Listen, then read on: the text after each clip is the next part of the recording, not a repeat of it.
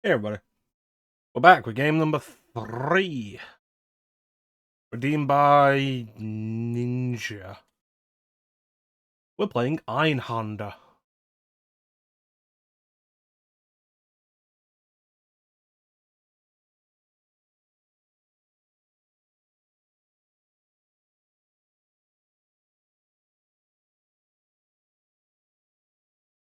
There was a time in the era of great Is Mike working? chaos Mike is working. when the Awesome. Earth and the Moon were at war with each other. Glenn, Amber, Icy, Daredevil good to see you all. piloted a bizarre aircraft. It was feared, and because of its shape, called Einhänder.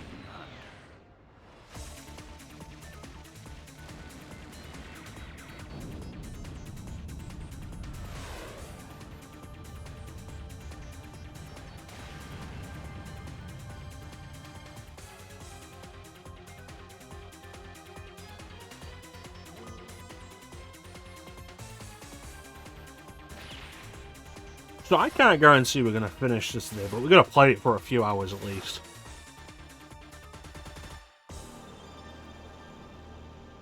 So this is a Squaresoft game.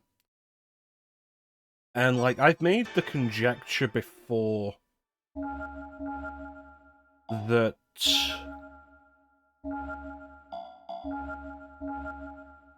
after the success, like the runaway success of Final Fantasy VII, Square is like, cool, we have a lot of money now. Let's just do a load of weird shit. And so the PlayStation is kind of rife with interesting experiments from Squaresoft, like Bushido Blade, and Einhander, and Parasite Eve.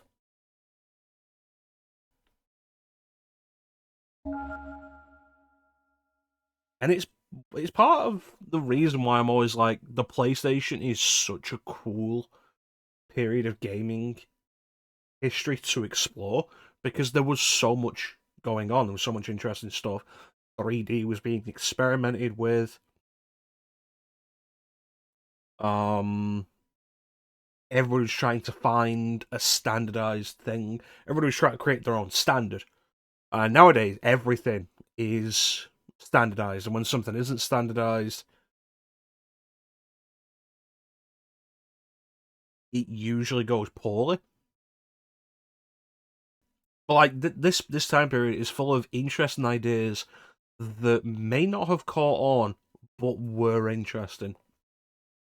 And it's like, did they catch on because did they not catch on because they were bad? No, it's entirely possible that they weren't really appreciated at the time, or something that was slightly better but very different came along. And like the best example of an idea that did catch on but was absolutely not appreciated at the time, I would say, is Alien Resurrection on PlayStation.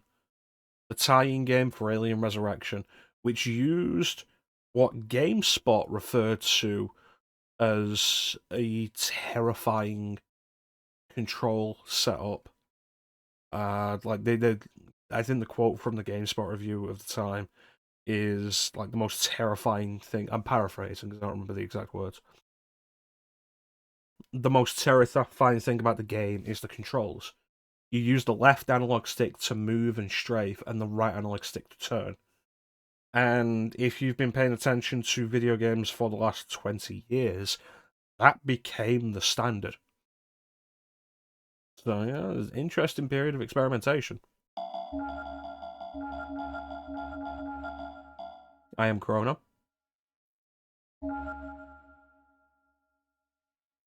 How's everybody doing today? And also, hands up in the chat if you've ever heard of Einhander before.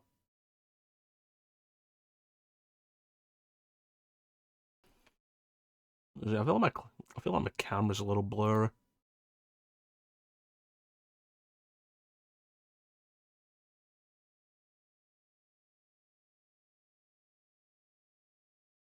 I feel like it is.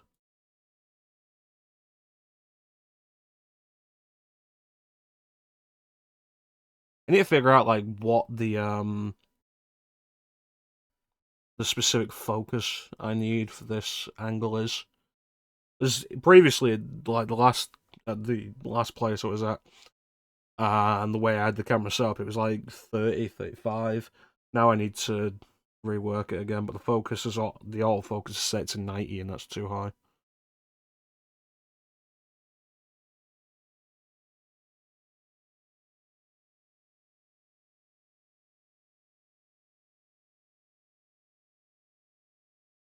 Yeah, 40 looks good. 40 looks pretty good.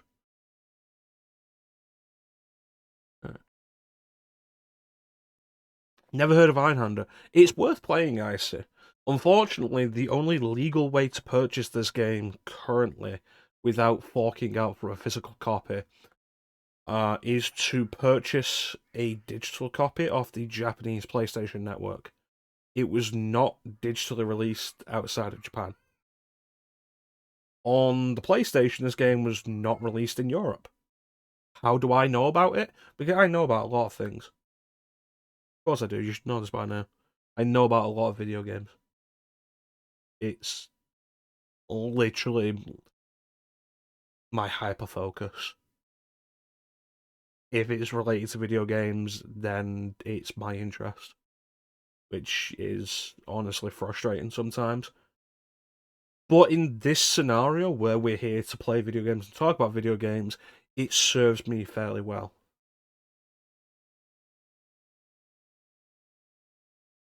Yeah, Einhänder, fun little shmup from Squaresoft. Who do we have in the chat currently? E? There's Icy. Amber. And Clem isn't here anymore. Alright, so let's go take a look at Einhänder.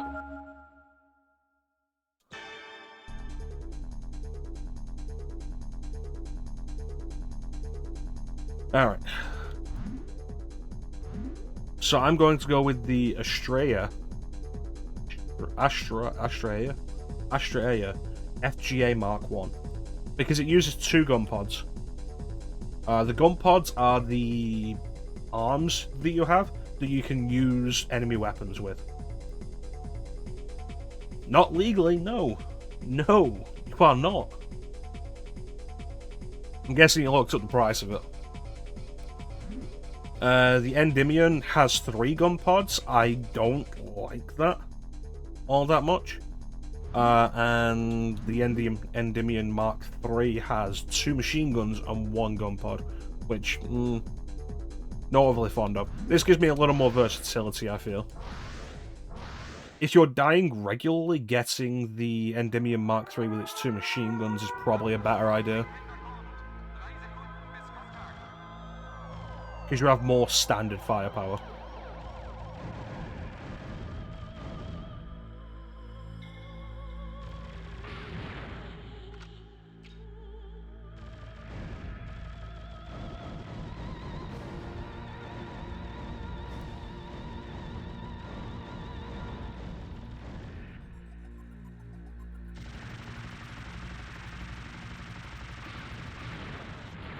Thank you.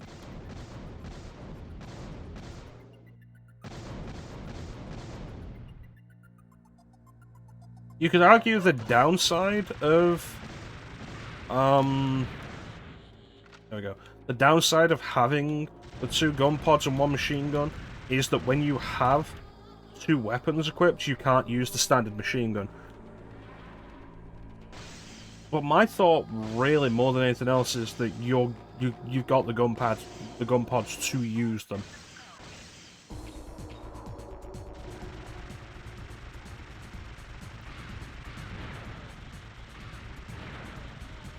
I don't want the Wasp right now, but I'll take more Vulcan. I will also take more cannon.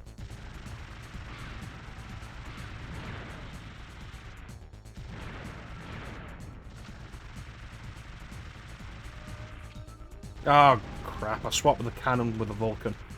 I got too low. Shame, because the cannon's actually pretty good for this guy.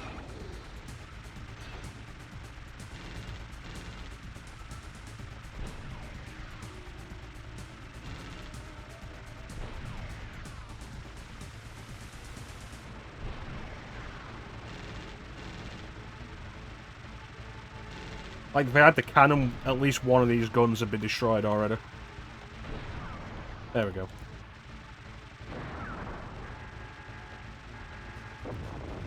I'm also not overly fond of the way the Vulcan handles on the bottom, the way it's pointing down. Yeah, how you doing, Flame? Einhänder is fun.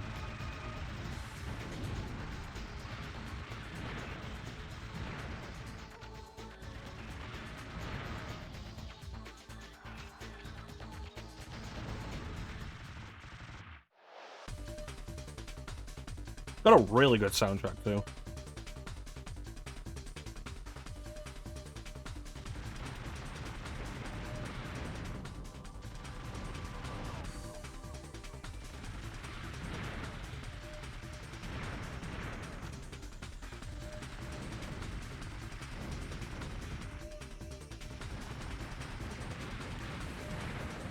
Gotcha, bitch.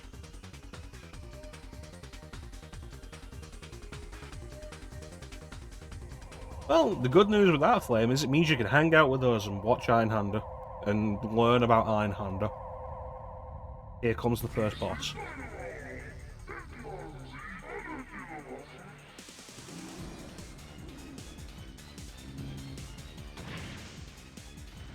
Hell yeah!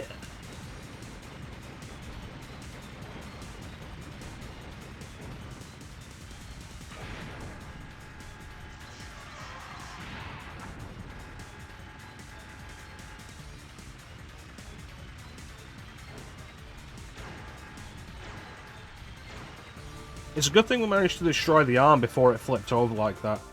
Because otherwise, when it flips forward and back, it can whack you with the arm and it's really dangerous.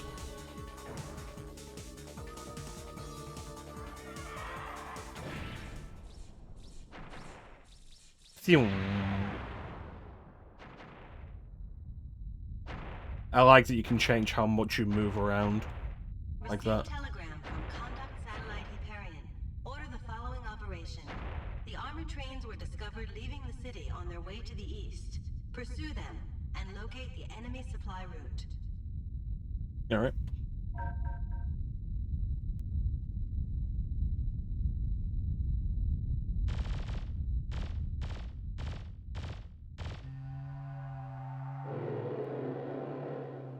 Dude, this game's soundtrack is one of Square's most underrated. I love it.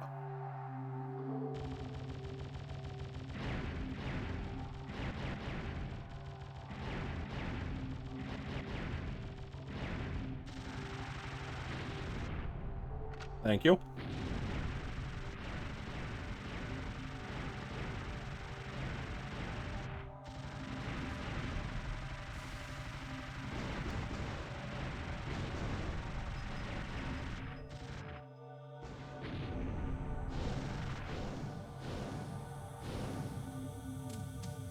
How you doing, Flame?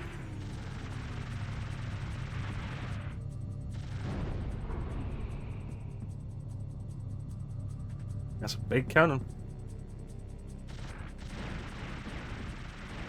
And how are you doing, Isa? Yes. Go around.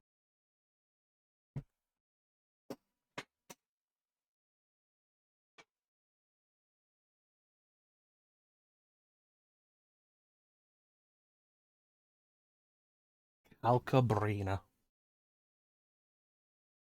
Maybe one day we'll see Calcabrina on the stream, so people who haven't played Final Fantasy IV will know what I'm talking about. Could happen.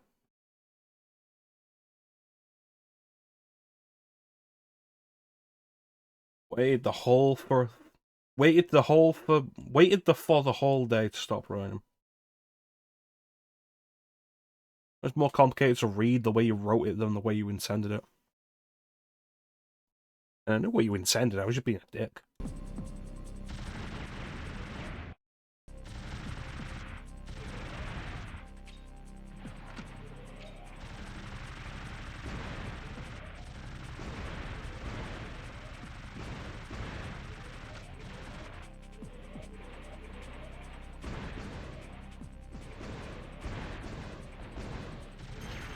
Yep.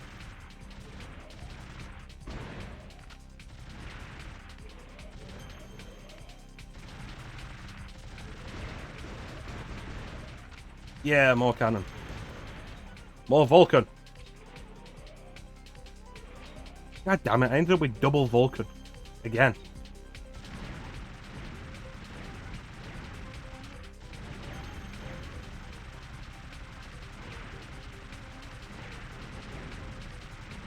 So Flame, why do you want to stream Daikatana? I should probably use both guns. Might help.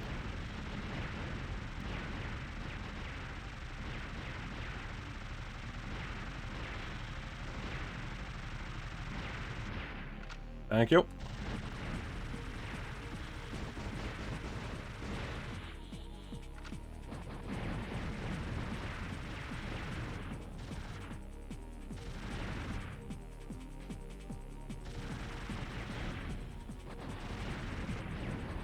Some of it is not bad. Yeah.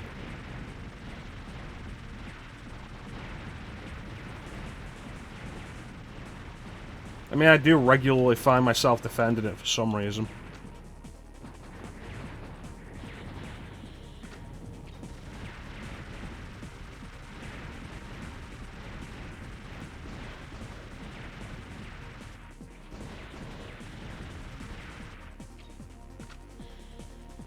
Why would you do that? I swapped the gun so you'd give me that on the bottom.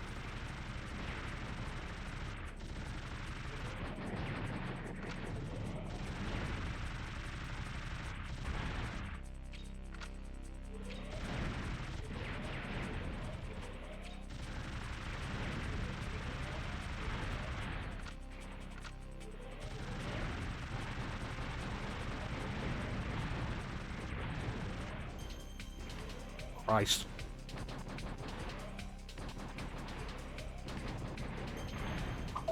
If you could hit something, I'd appreciate it.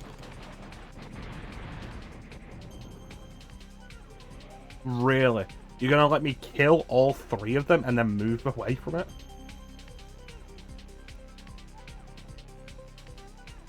ASX a bit fun to see. Like, fun to see from somebody who's going to put up with it.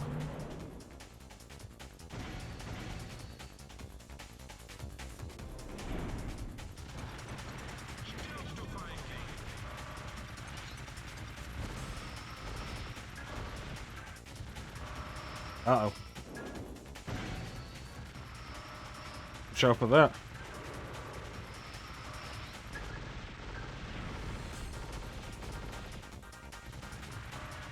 You can jump.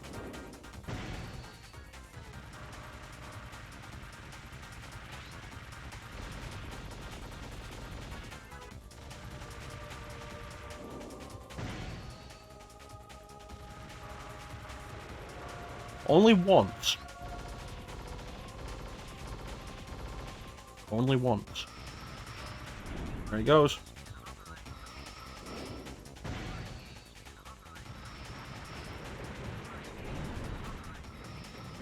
Oh, shit. It got my gun.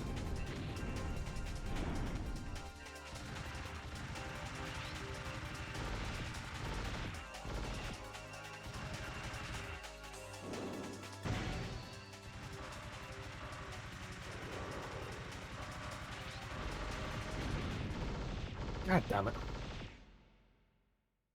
Hey, is that legendary streamer Foxhound Cat? Gee, Darius. That's a name I've not heard in a long time.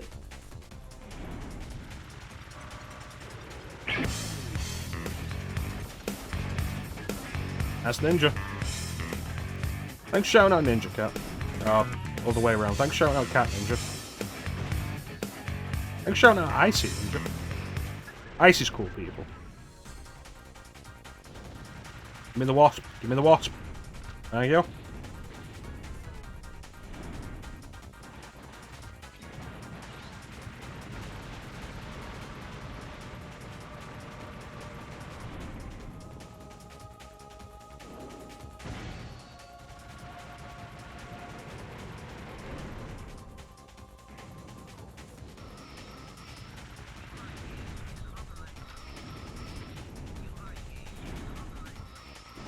Yeah, it's all good, Ninja. You're here now. That's what matters. We've only been live for 25 minutes.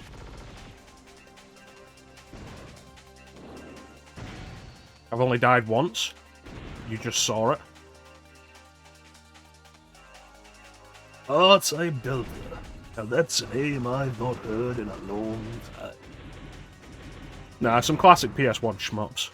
Also know Darius and R-Type.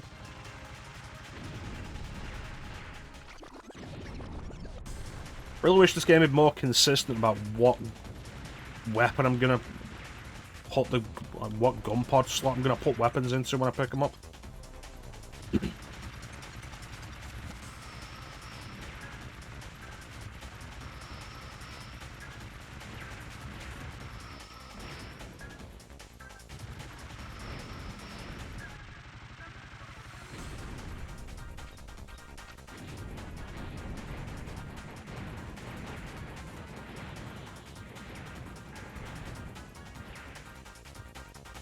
How you doing, Cat?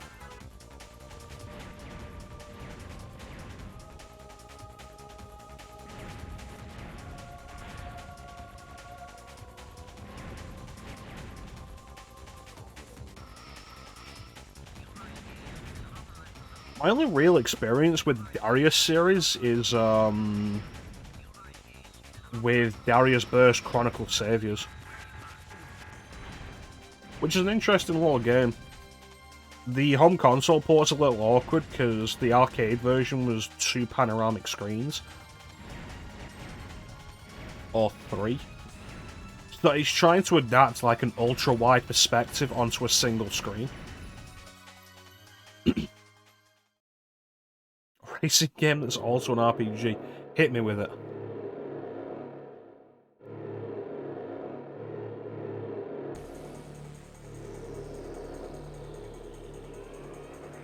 This game looks so good.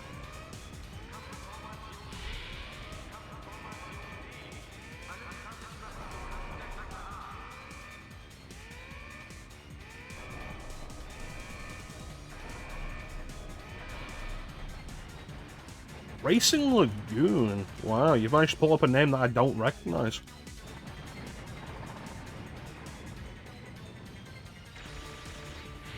Oh, Christ. Crazy Taxi is not on PS1, Cat.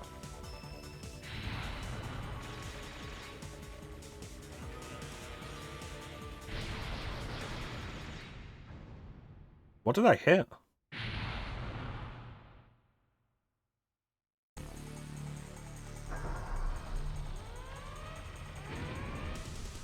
Thank you.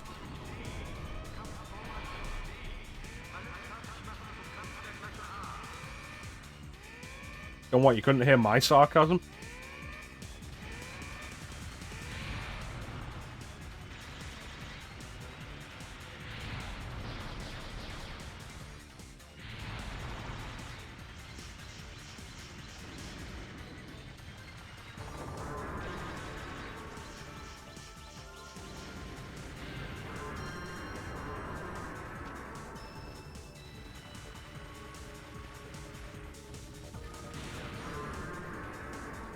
Oh, I'm not just playing RPGs, Cat.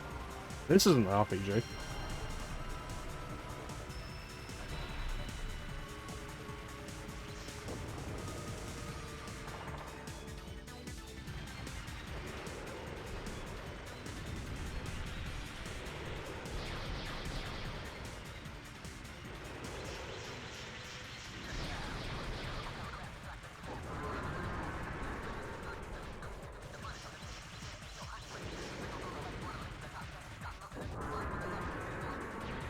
Goodness.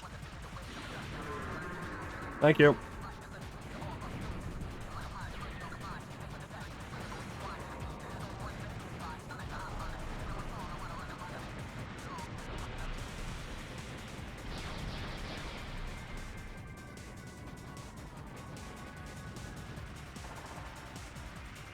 What else you got? Thank you.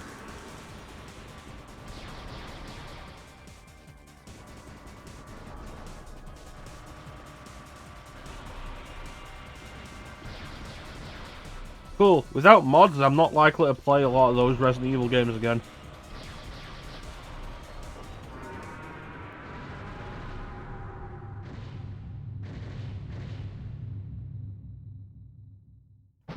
Also, I don't see how they can effectively enforce this without giving themselves a lot of bad PR. Oh, Custom Robo. That's also a game that wasn't released in the UK. Artificial satellite space is monitored ahead. Based on high energy reaction, it is assumed to be an enemy supply base. Extended play. Slows down. The way out is cut off.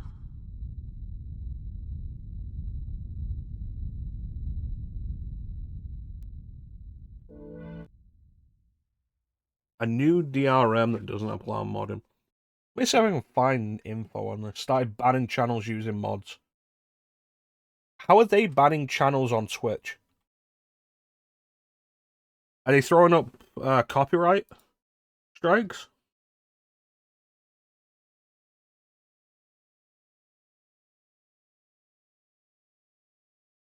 Recommended a hot tub stream. Twitch keeps throwing bigger streamers into my recommended, which I always hate, and then not giving me the option to say I'm not interested in them, which is frustrating. And one of the ones that keeps on pushing on me is Amaranth, who it seems, based on the feed on my recommended, based on the game list on the recommended, is only ever doing hot tub streams. Pokemon yesterday, it's like the... Not sure if it's Twitch or YouTube. Yeah.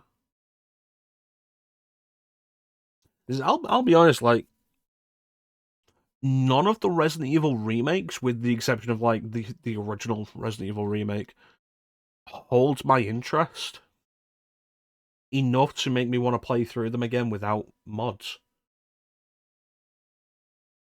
Still got this Christmas decorations up.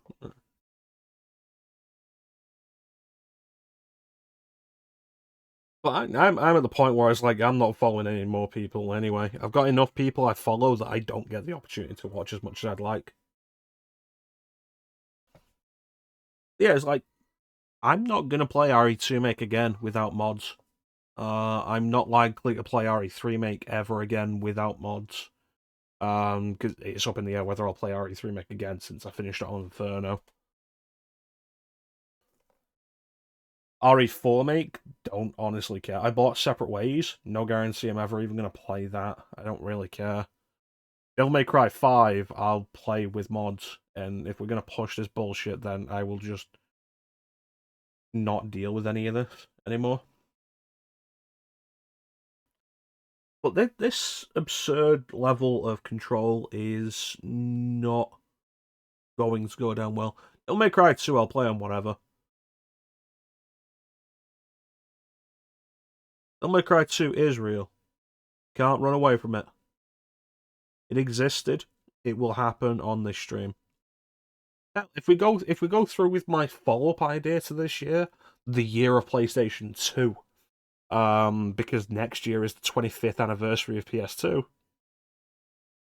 we will probably do like all 3 Devil May Cry games on PS2.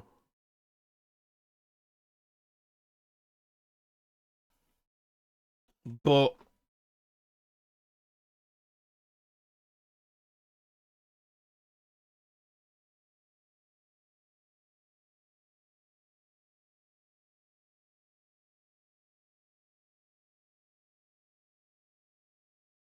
trying to control people like using mods, allowing mods, it's absurd, and it can do nothing but generate negative PR. Like, wasn't this whole thing originally stated to be about NSFW mods?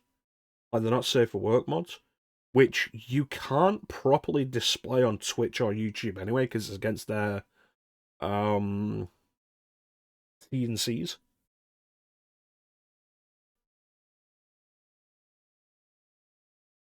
And so Capcom stepping in and being all like, we're going to enforce this ourselves is very heavy-handed, and only ends... The games are bought, but you also fine with mods, so... Like, it's very heavy-handed and can only end in negative press for Capcom. So my assumption You are on the ray tracing update. I am not. I'm not on the ray tracing update for 3 make or 2 make. I see Chill wearing comfy gym jams and bunny slippers. I have that mod. But like, yeah, no, I'm not interested in the NSFW mods. I like the ones that are more fun, like a more accurate, classic outfit for Jill, classic outfits for all the for all the UBCS mercs, classic Nemesis. I like that.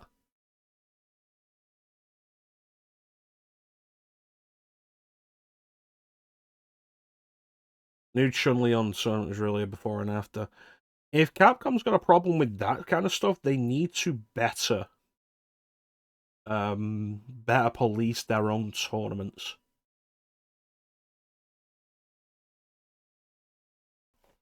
Yeah, it's like, okay, what is you want to talk about a mod I want for RE2, mate? Like the two mods that I want most, that I use most, if I play RE2 make, are Accurate Classic Claire and Code Veronica Claire. Those are the two most important mods to me. You know, stuff that probably should have been in the game anyway. But it's Capcom being excessively heavy-handed. And like I say, it can only end in bad PR for them. The problem... Revelations Claire is not a good design. The problem with this is, based on everything we see, like, so many controversies happen all the goddamn time. And all anybody who is responsible for controversy has to do is stick to their guns, and soon enough another controversy comes along and distracts everybody, and nobody cares anymore. They're wearing actual biker gear. The book explains why she's not wearing biker gear. Read the book. The book is not good. Like, none of the Resident Evil books are good, but they're kind of fun. I do like them.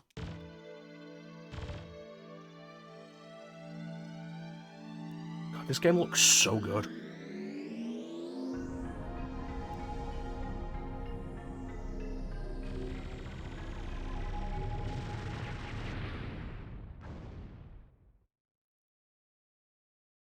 I forgot these things were on little webs.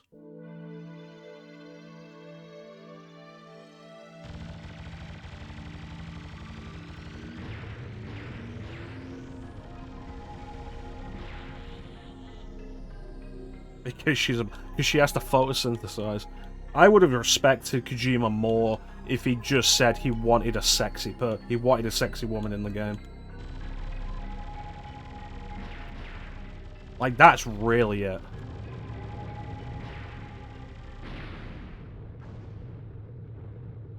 Damn.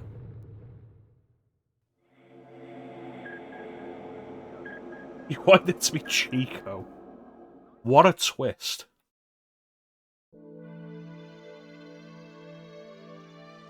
You'll be ashamed of saying she's hot. The game comes out and she's almost entirely a fetish object.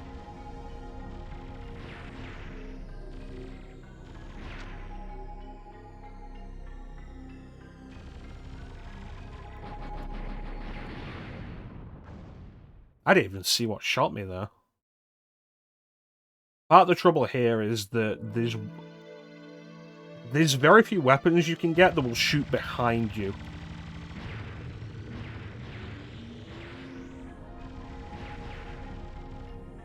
Oh, cool, don't give me the wasp.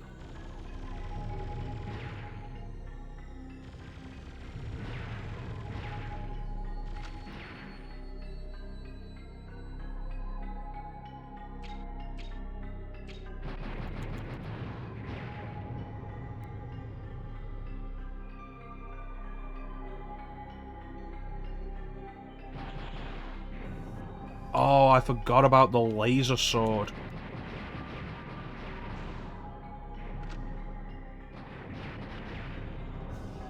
Like an absolutely... It's a devastating weapon.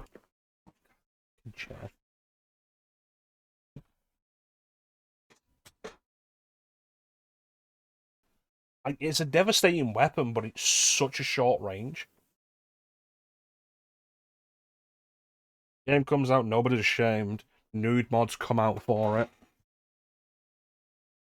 The game charges you more to deploy her if she's wearing clothes.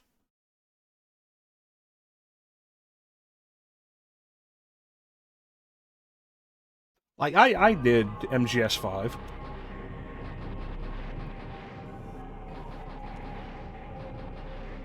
I unlocked both extra outfits for Quiet. One of which is her original XOF outfit, the other is the Sniper Wolf outfit. And they both cost more than just sending her out basically naked.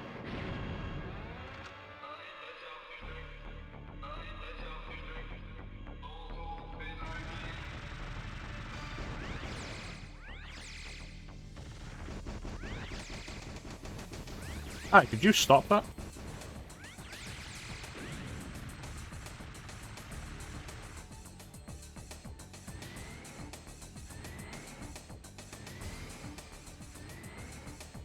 Fucking hate this boss.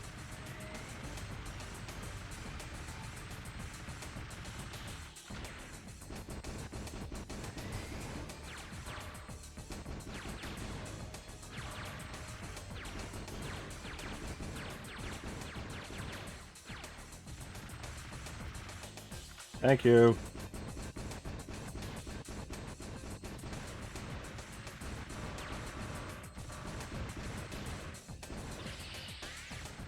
Oh, Christ.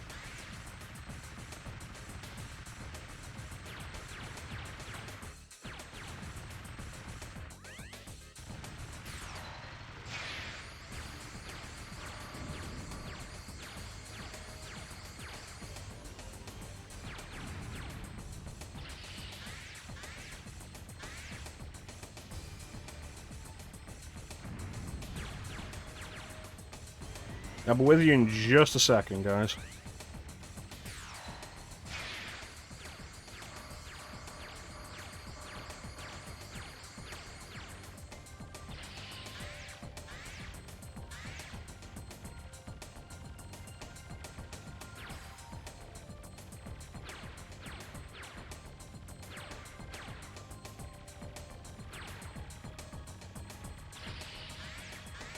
Aye.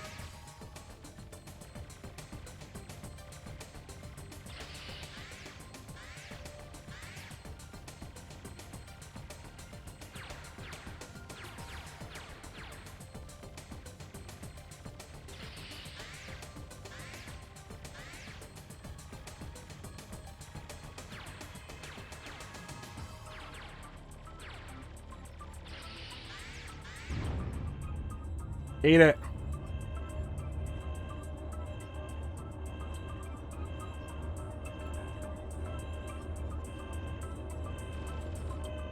Go to hell.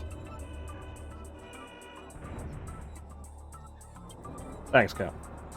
Yeah, the whole thing of, like, the only reason I used Quiet was to, was to push her rating up to 100%, and the game rewards you for that with the worst mission in the game. Takes her away from you. And you have to do the worst mission in the game to do anything with it. And then to get her back, you have to do the Quiet fight 10 times, which is just unnecessary.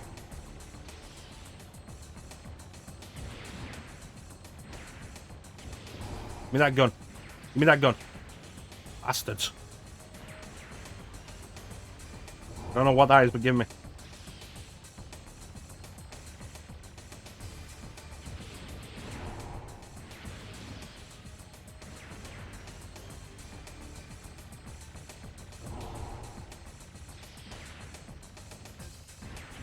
And it's like, Quiet as a character wasn't even particularly... Like, Quiet as a support character wasn't even particularly useful. Because anytime you were using her, it was just like, cool, here's an occasion where I'm not using D-Dog.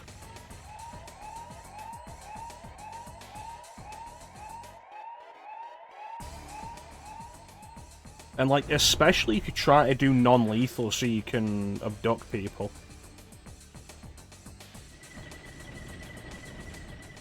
I will take whatever all of this I want.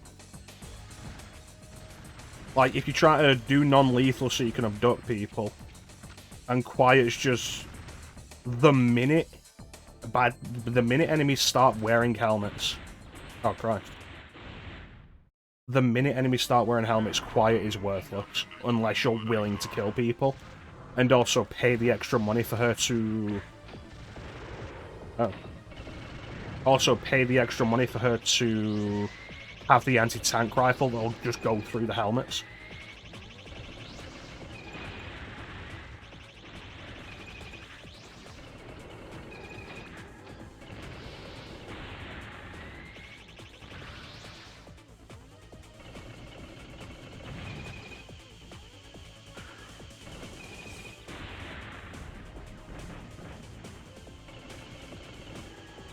And it's like, cool, what can D-Dog do? Well, D-Dog will just automatically alert you to every enemy that's nearby.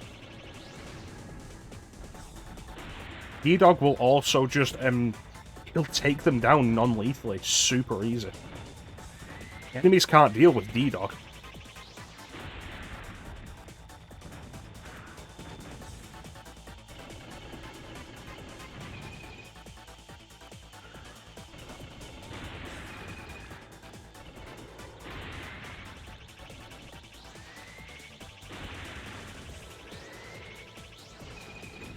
Oh, shit.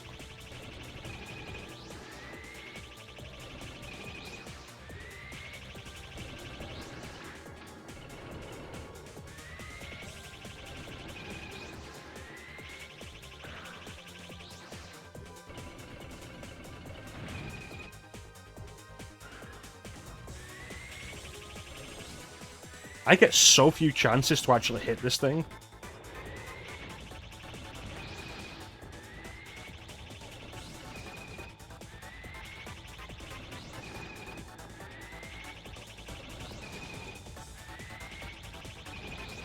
Exactly, enemies are automatically marked as soon as they get anywhere near you with D-Dog.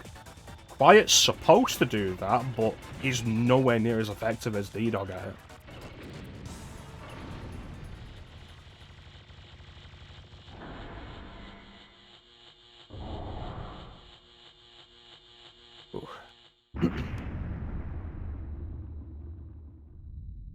Tank air tryer.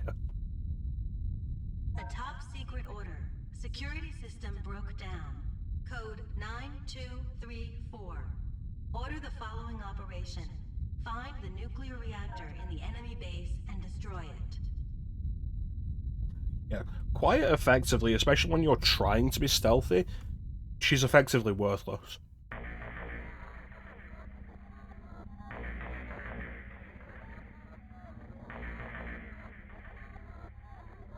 Like, if the game used enemy snipers more regularly, and she'd mark those, like, more effectively, sure.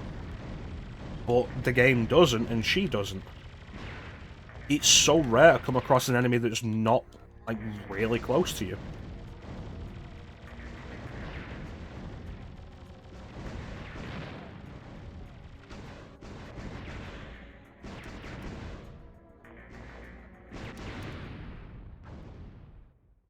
Damn.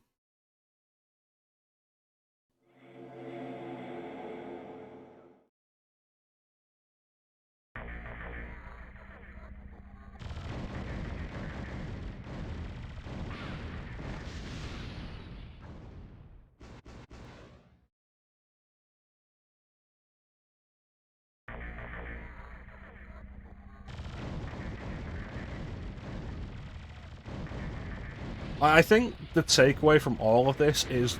God fucking damn it. The takeaway from all of this is that Quiet is the most overrated Metal Gear Solid character. She exists as sex appeal and nothing else, and Kojima was too cowardly to admit.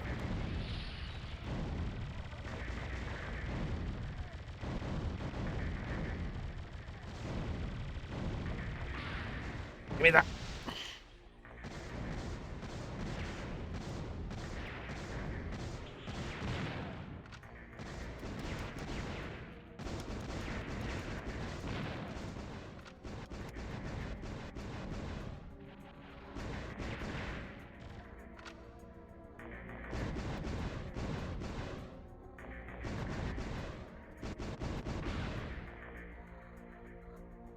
There are so many dudes here.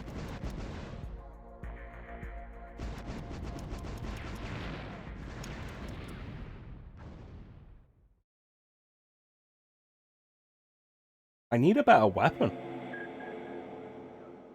He got called out for his hornets and tried to blame us.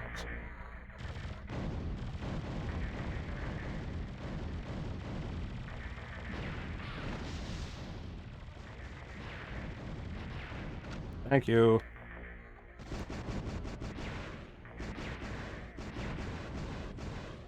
Thank you.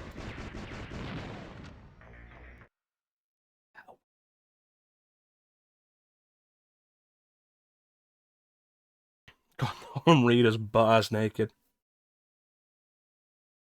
I mean, I'm gonna stream Phantom Pain at some point. My original intention was like, no, I have no interest in going through it again. It's just shit and not worth doing.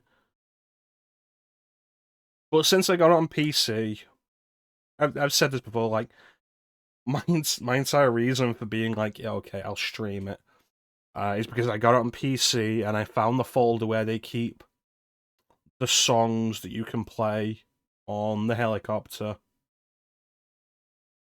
So I put a bunch of meme songs in, and fun songs, and awesome songs, and 80s power ballads.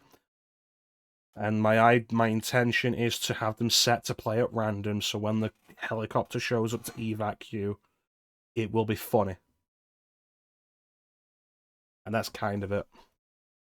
Don't get me wrong, I've modded Phantom Pain at this point. I got Snakebite and the Snakebite mod manager, and what was the big mod, like Outer Heaven Plus or something?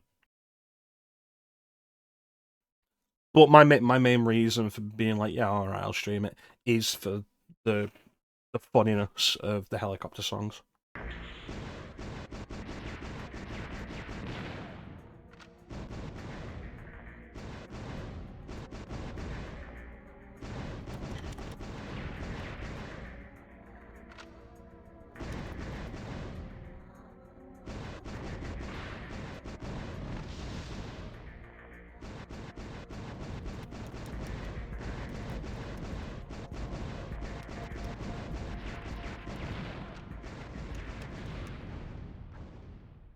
Christ.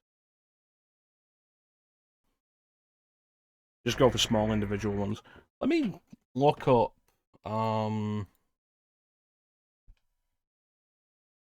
what exactly the mod I got is.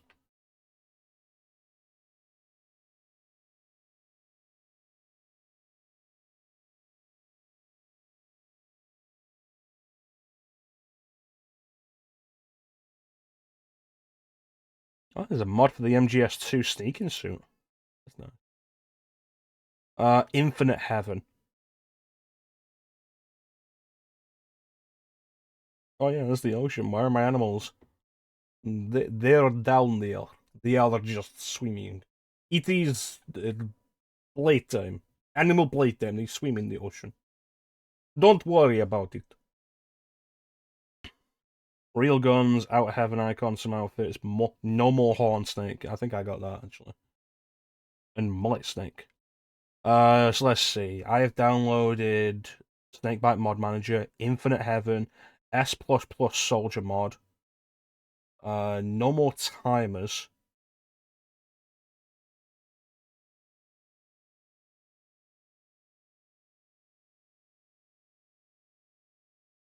I can't believe it's not reshade. Infinite Heaven Hook. Morbid Side Op Expansion Pack.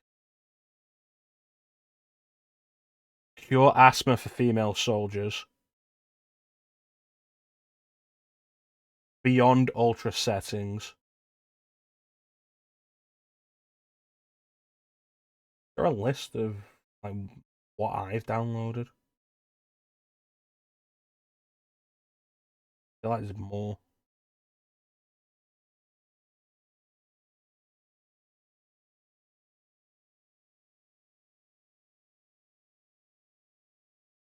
That might be it. Oh no, here we go. Ground Zero's rain filter.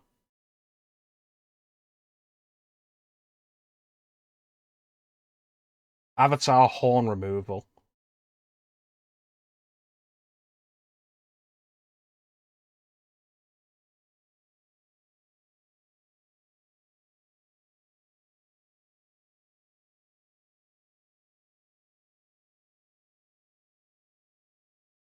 There's a mod to replace David Hayter's voice over Keith Sutherland's.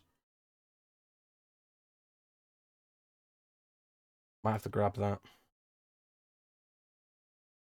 Camo consistency. Jupiter, a Phantom Pain audio overhaul.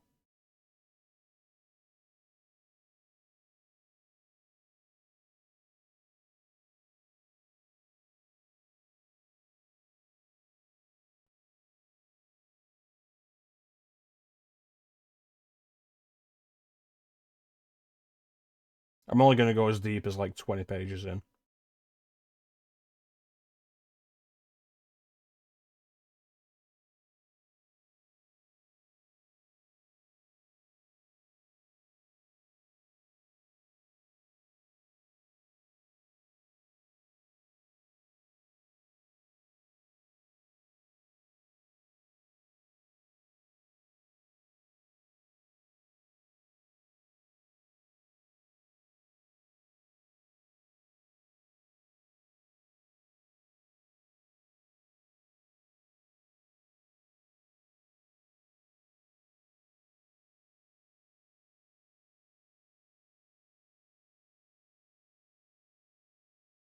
Yeah, that's fair enough.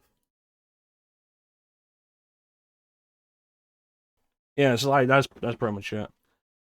Uh, yeah, I was like a reasonable enough venom snake, so the horn was pretty small for me. The idea that it grows is fucking dumb. Um,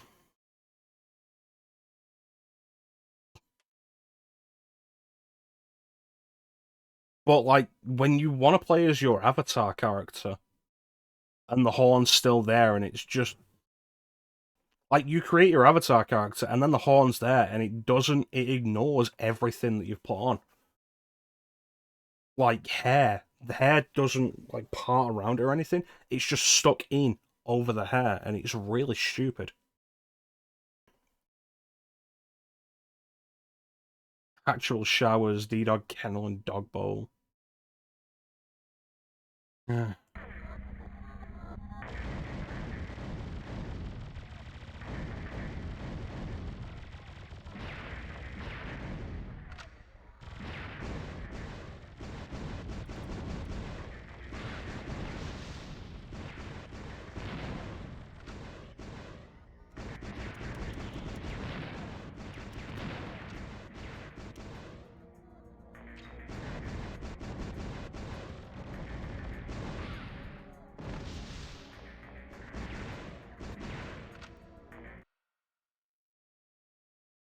Um, like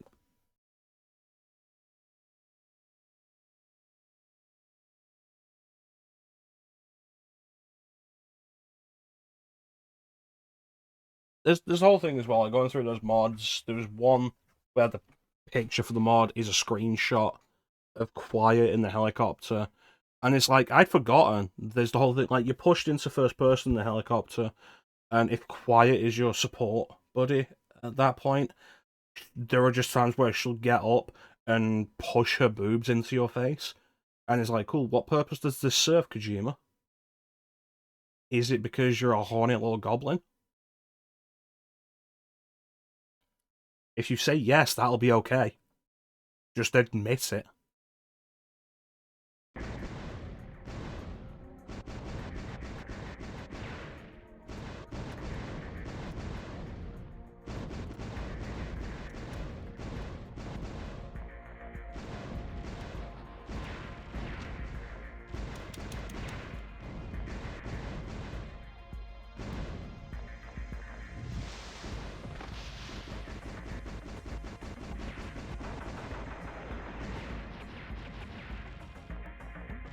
Okay, well, oh shit. She is the airbags. God damn it, I still didn't hit a checkpoint.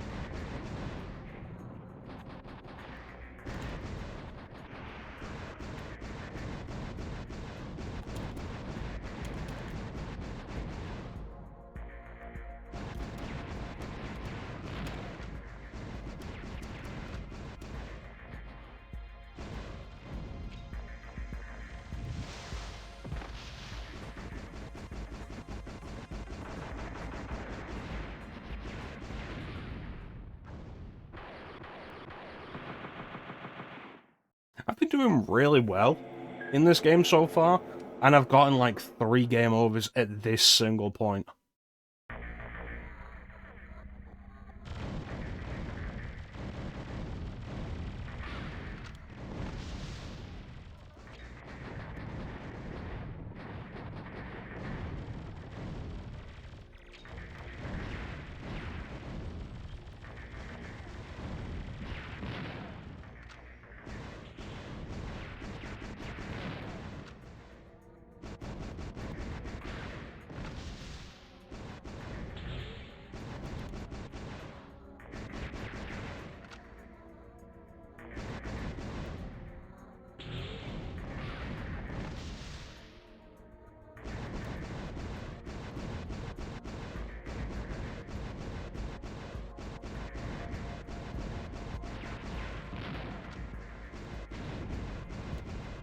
I lost my blade.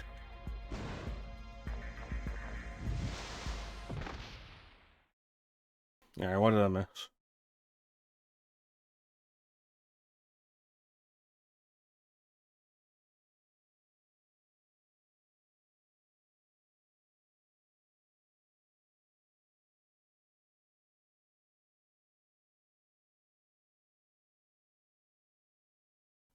No, I think the best you can hope for in place of a personality mod would be the David Hayter voice replacer mod.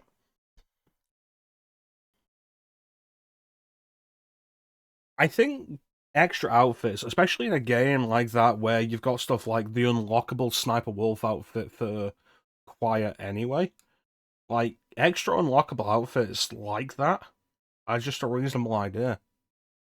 I tell you what mod I do want though. Maybe mods can finish the game.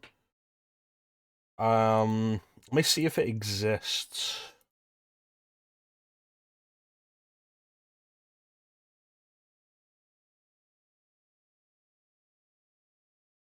No credits while in game. Is this what I'm after?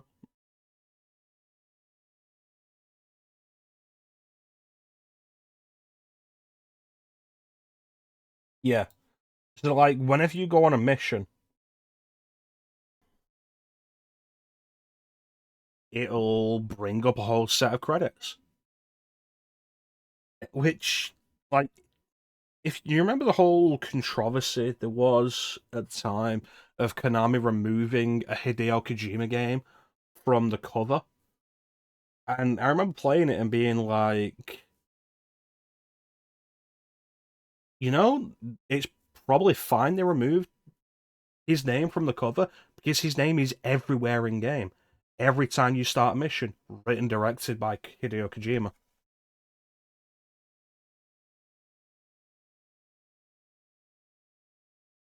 Starring some soldiers. And it's like, yeah. So, like, you go on a bunch of missions, and it's like, here's all the the people who worked on these missions and yada yada, starring these characters, and yeah, it spoils the missions. And it's like, cool. The first time the what are they called? Skull Core? Skull Soldiers? The first time the Skull Soldiers turn up, the game spoils that they're going to be in this mission, and it does it with every mission. And it's really bad. The Skull Unit, thank you.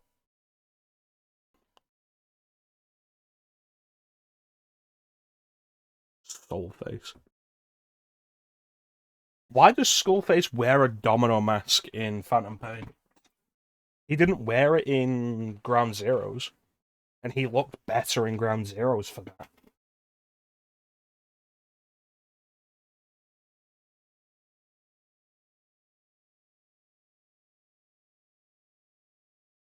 Starring the Skull Unit is like, okay, thanks. And it's one of those things as well. Like I played through a little of Phantom Pain on actually the personality in Ground Zero. Ground Zeroes, like we gave Ground Zeroes a lot of shit at the time for being a $40 demo, which it deserved, like undeniably. But Ground Zeroes was good. Yeet this phone. Like, Ground Zeroes, as a demo, was good. Like, it's all that as a prologue. It sets things up in an interesting way. The characterization is interesting. The layout of the world is interesting. The ties to Peace Walker are interesting. The base, Camp Omega, is an interesting place to work through. And then Phantom Pain lives up to none of that. Yeah. And it's thing like, you talk about maybe modders can finish the game. Even if the game was complete, it wasn't going to be good. You can see where the game was going before it just stops, and it wasn't going to be good.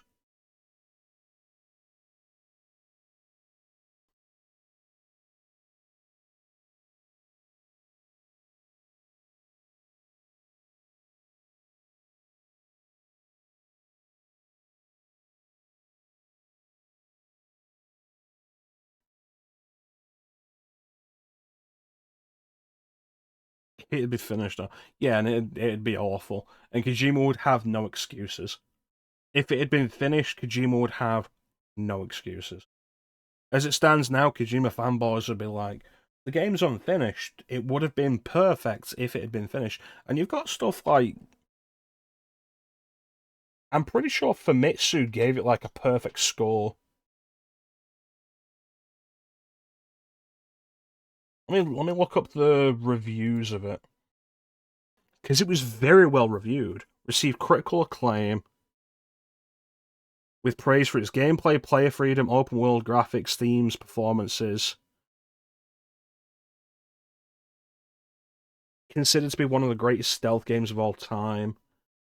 Repeated missions, ending, and evidence of removed content led some to label the game unfinished. Narrative and certain changes to the series formula divided critics. And it's like, you play this game, and Famitsu gave it a perfect score. GameSpot gave it a perfect score. Games TM gave it a perfect score, 5 out of 5 on Giant Bomb, 10 out of 10 on IGN, 10 out of 10 on Official Xbox Magazine UK. Like, so many perfect scores. And it is far from a perfect game. Open world checkpoints, you want desert or rainy Africa? Like, hey, do you want a bland brown world or a bland orange world?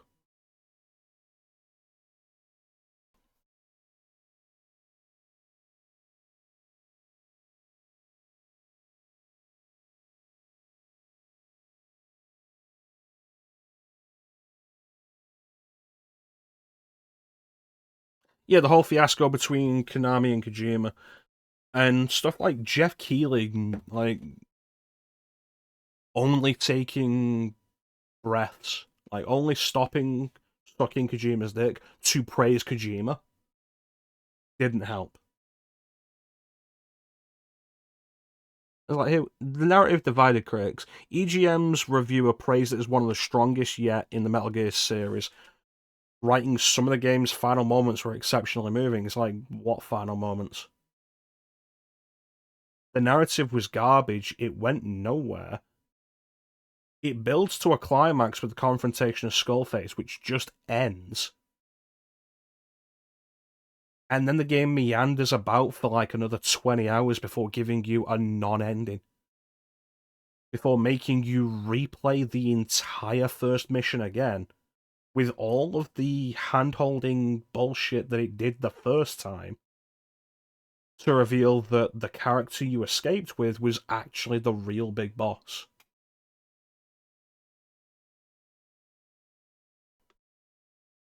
And it's like, that was awful.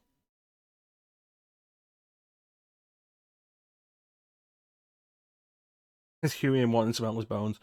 Yeah, except, because we know Huey dies by killing himself in a pool because his son was fucking his wife.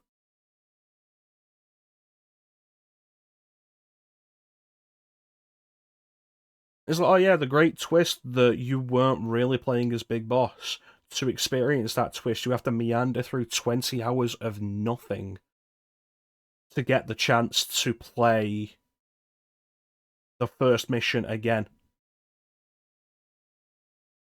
His wife was pregnant. I'm not gonna disagree with that.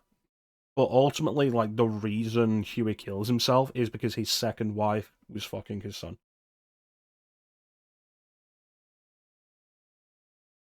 And there are two people you get to feel sorry for in this situation, and that is Hal and Emma.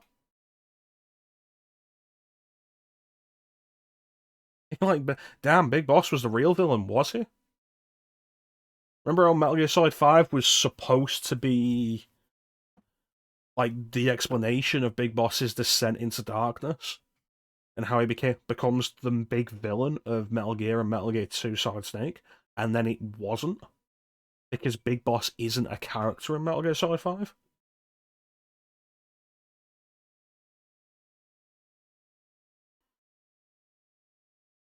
And it was just garbage. The best narrative so far in the Metal Gear series now. Metal Gear Solid 5, The Phantom Pain, was the death knell of Metal Gear as a series. Metal Gear Survive was its death throes. But Phantom Pain is what killed it. And there's also the thing of, like, the Kojima Konami fiasco and everything that was going on there. But Kojima was burning money on Metal Gear Solid 5. Like, Konami's absolutely not in the right. And everything that came out around that time and afterwards, absolutely no defending Konami. But Kojima was burning money on this thing. It was one of the most expensive games to be made at the time. Yeah, the only thing MGS5 exists to do ultimately is explain why Solid Snake kills Big Boss twice. Which is something that didn't need explaining in a series that has ghosts and cancer-stopping nanomachines and also Vamp. And it's like, cool, how did Big Boss survive in the first game? Nanomachines, okay. They used it to explain everything else. Seriously, one of the biggest disappointments of MGS4 is, like, all that bullshit Vamp did in MGS2. It's not magic or weird hyper abilities, it's nanomachines. And it's like, I guess we're just not bothering with any of this anymore. We're not going to come up with reasonable answers, we're just going to say nanomachines. And it's why, like, people make the joke with Armstrong and, like, the meme line of nanomachines, son. But that line itself was a joke when it was written. Because MGS4 had made nanomachines as a plot device a joke. And so when when Metal Gear Rising comes along, and Armstrong's like, yeah, I have nanomachines in my body that harden my skin in response to trauma, which makes me effectively invincible. It was like, yeah, this isn't the dumbest thing the series has done. And we were okay with it, because at least it was awesome.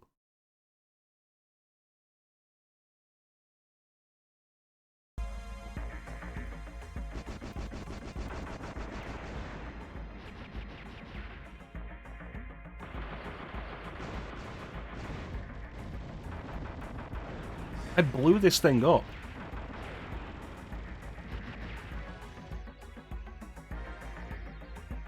Give me a checkpoint.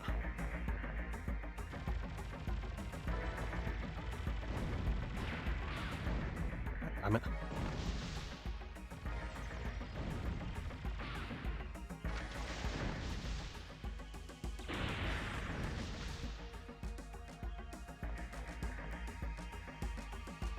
Camera's moving, we're getting somewhere.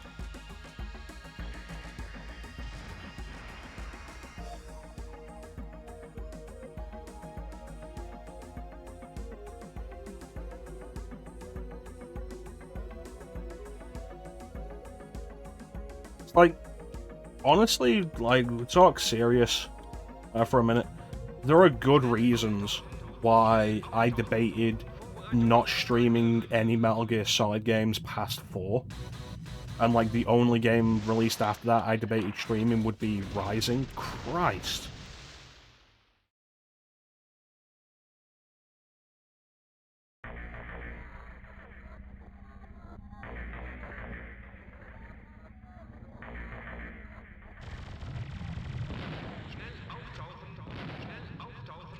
I had good weapons as well.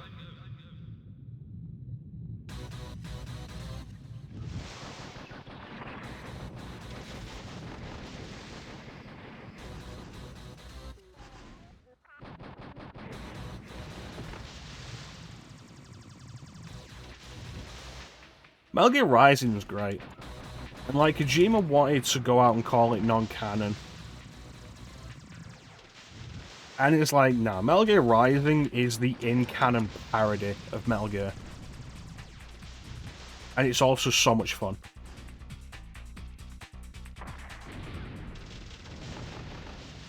That hits so fast.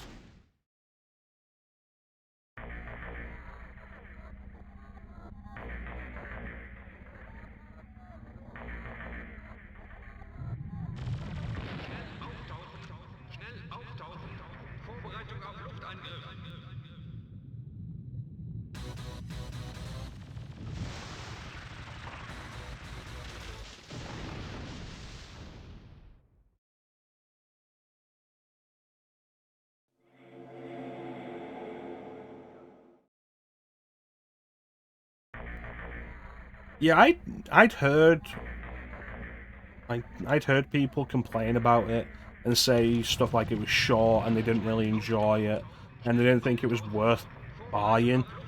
And then like I bought it, played it, and then played it again, and then played it again, and then played it again, and like fucking Jesus Christ, dealing with that is such a nightmare. And like I really enjoy Rising. It's so much fun. It's one of my favourite Platinum games.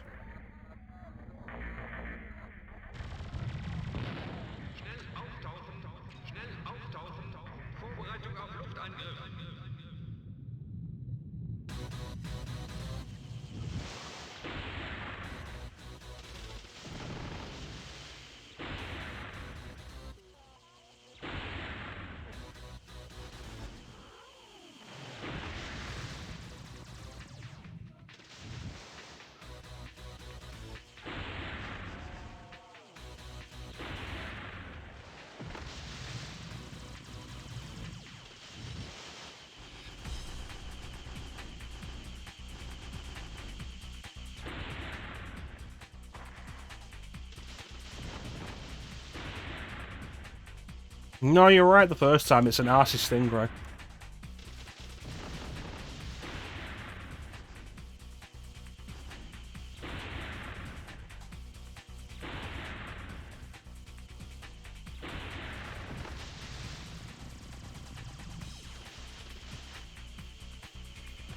Oh, Christ.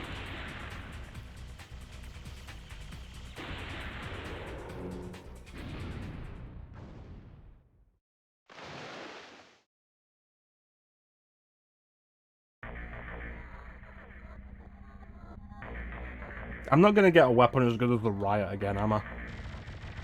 No, that's a cannon.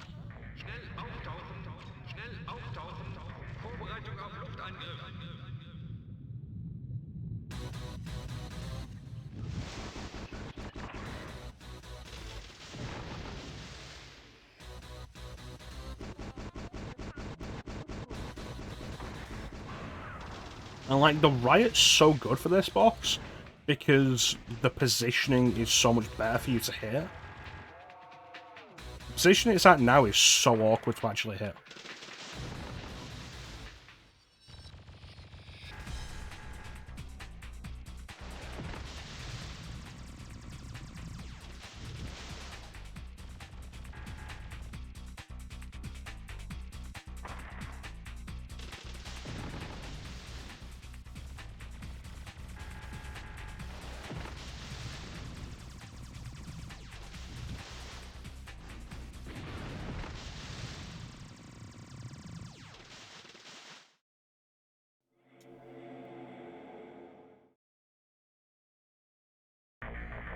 I've burned through so many continues on this one level.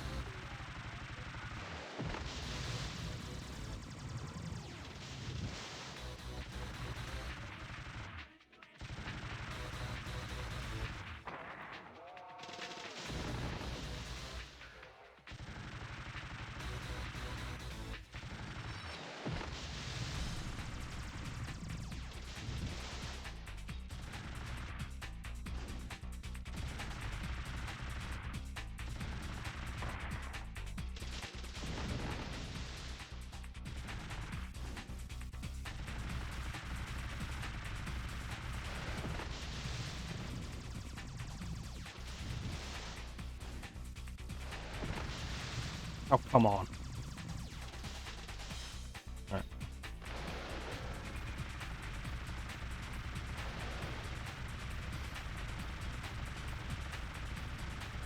Stop it. Stop it.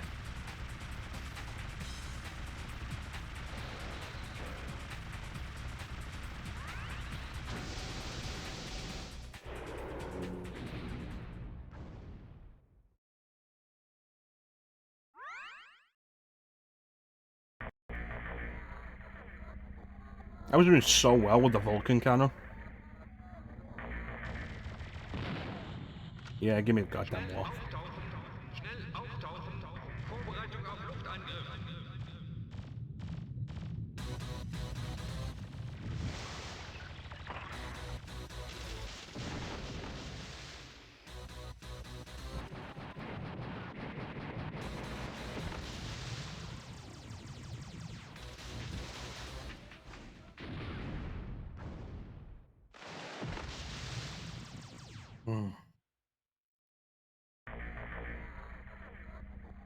Can you believe we've only been going for like an hour? Hour and a half.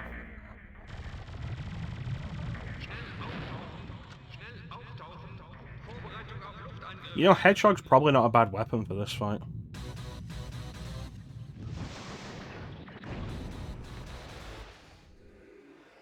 Oh Christ, that was quick.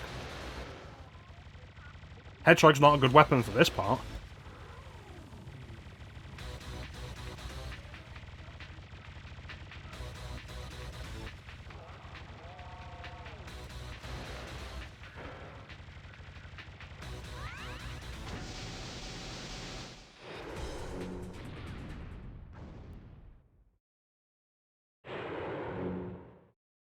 Dealing with that.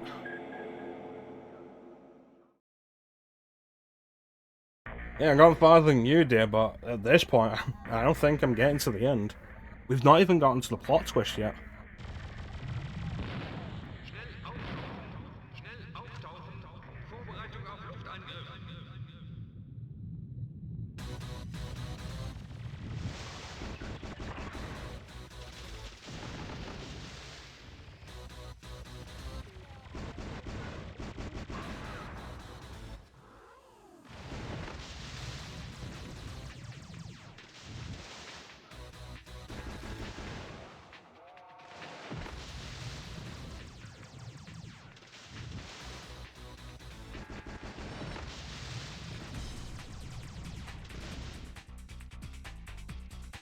Come on. At this point, it's that one attack that's getting me, and I need a proper way of dealing with it.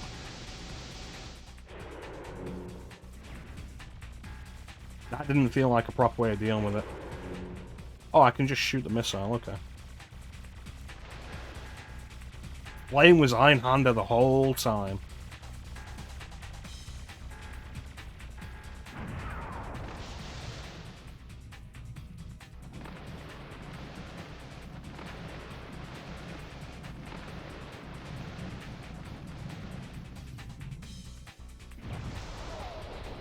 That looked so easy that time.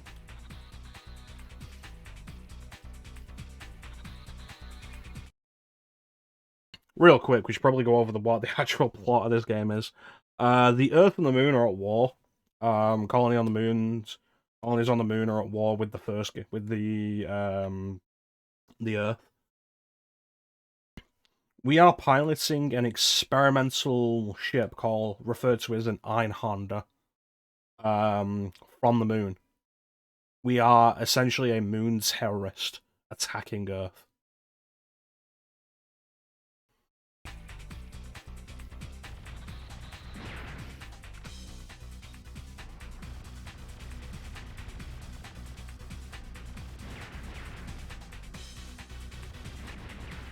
Although terrorist may not be the right word, because we're working for the moon government. Like, soldier's probably the better term for it.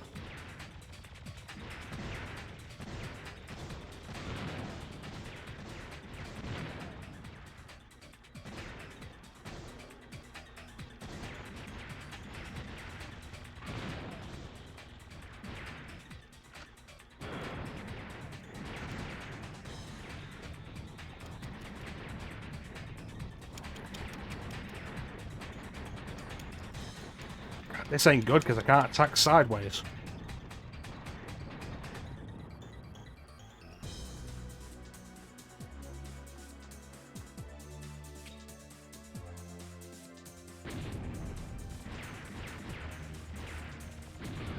God damn it.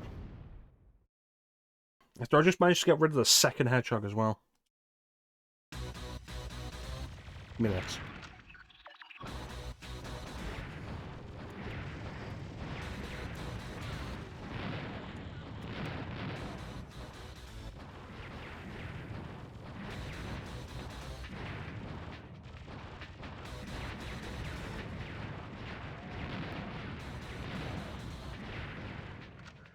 Great, another one of these. Just what I needed. Couldn't have given me an actually useful weapon.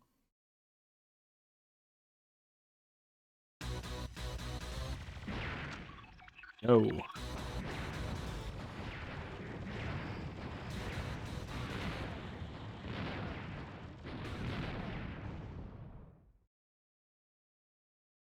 There are points where I do really well. And it's like, Chrono, you're pretty good at this game. And then there are points where I die immediately. And it's like, oh yeah, no. Stop giving me this garbage-ass weapon.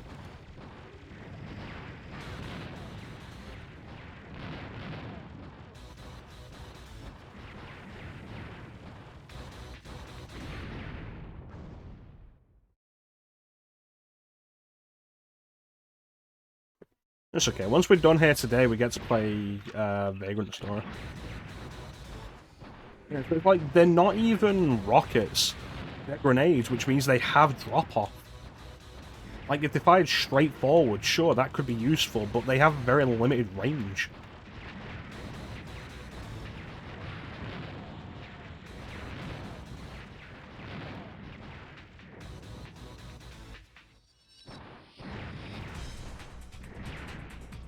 Thank you. Much better.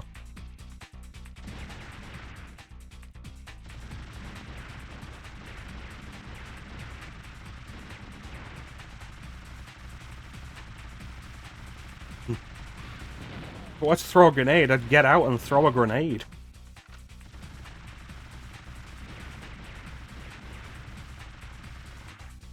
Fuck off. This is what I wanted, more darker.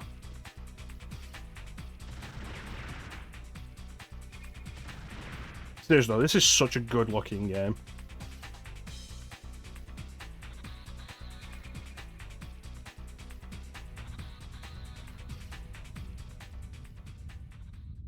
Camera's shifting, music's gone quiet. We're coming up to a boss. Like a proper boss now.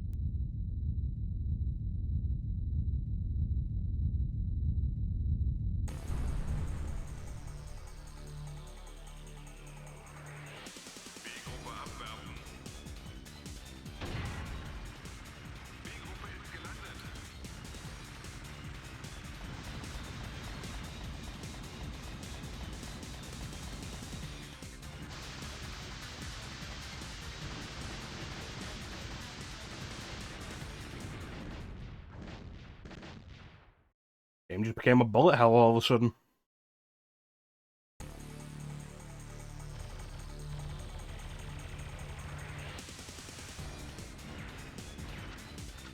Thank you, 2 weapons. Up yours.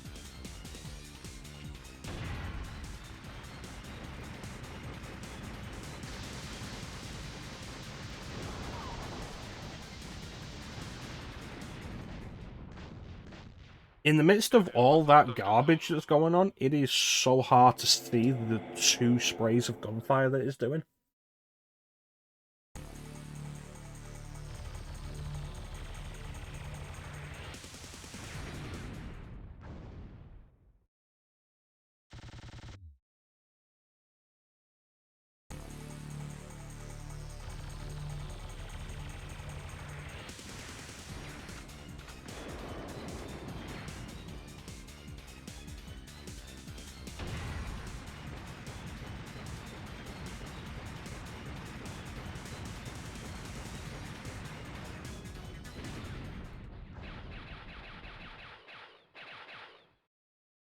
Yeah, there's no way I wasn't going to die to that. Having not seen that attack before.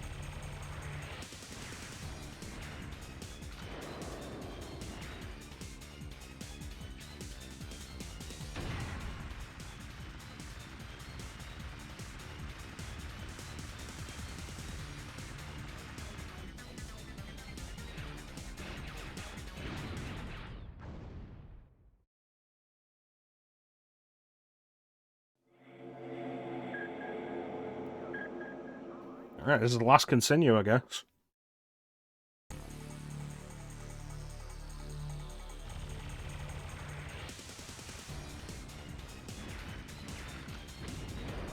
Right, I lost my Vulcan.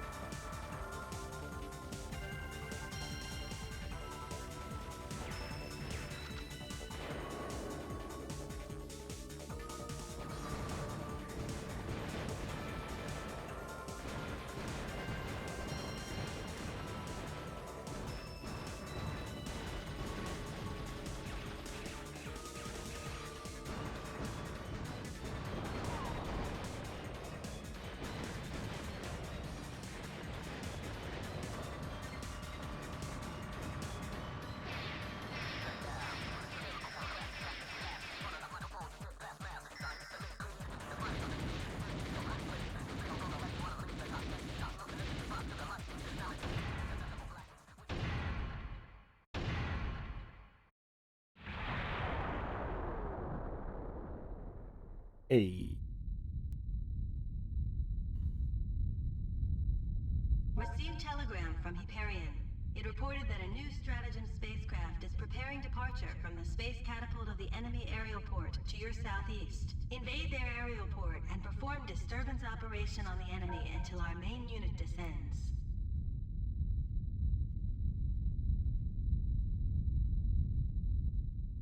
I don't know, we've only been going for like an hour and a half. I don't want to stop playing Einhänder yet.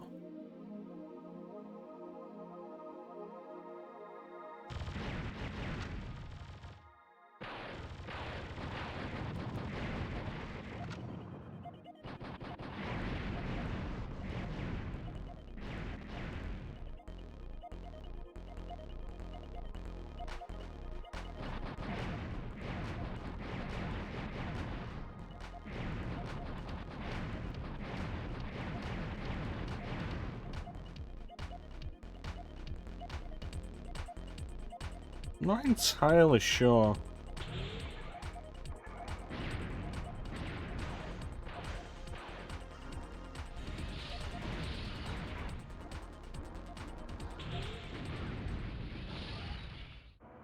We'll find out. Probably not.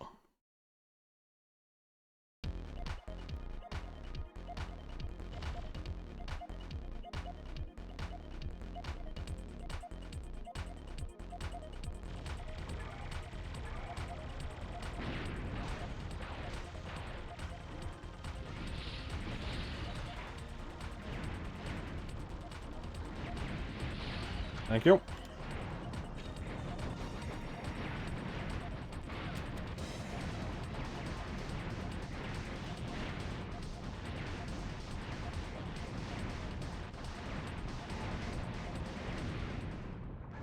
I wasn't paying attention to myself.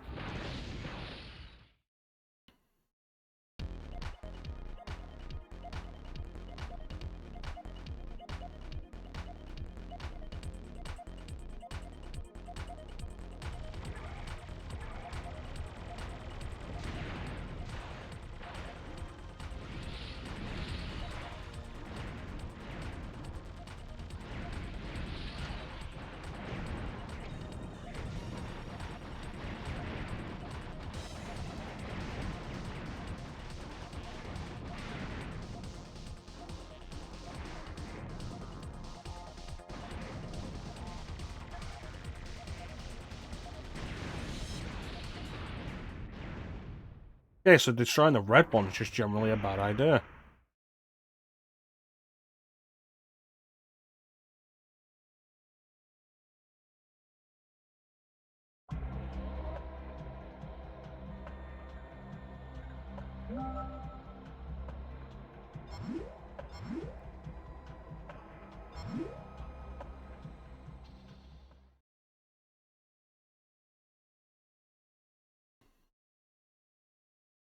There was a time.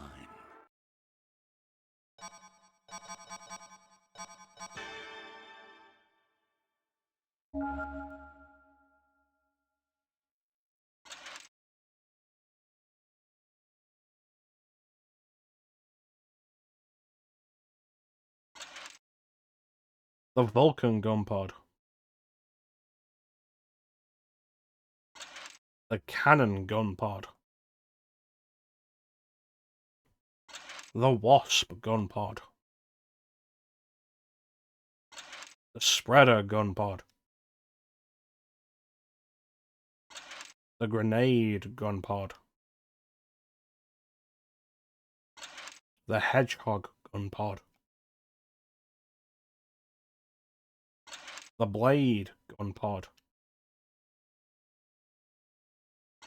The Riot gun pod. Wasp missiles. Einhänder.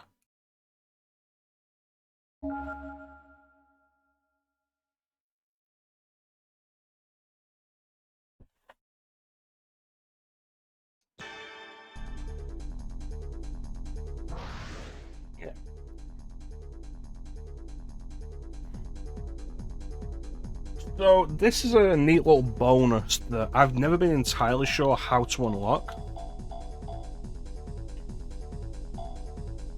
When you get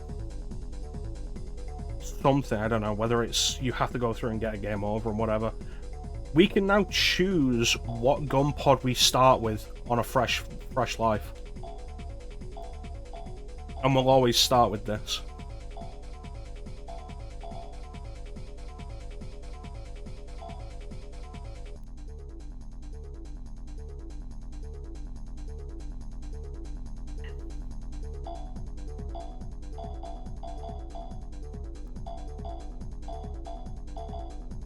Okay, so it looks like it's probably just the gun pods we got in the last session. Because we're missing 7. There's 1, 2, 3, 4, 5, 6, 8, 9.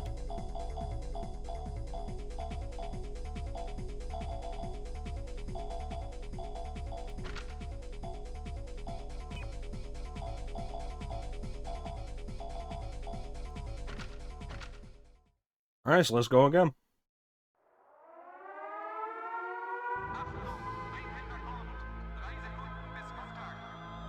So now we'll always start with this on a fresh life.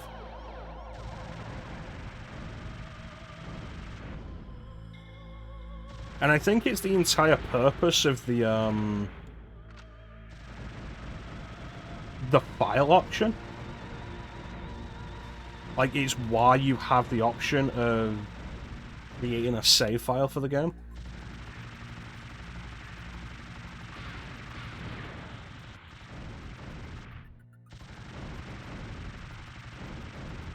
You thought we were done, but no, we're not.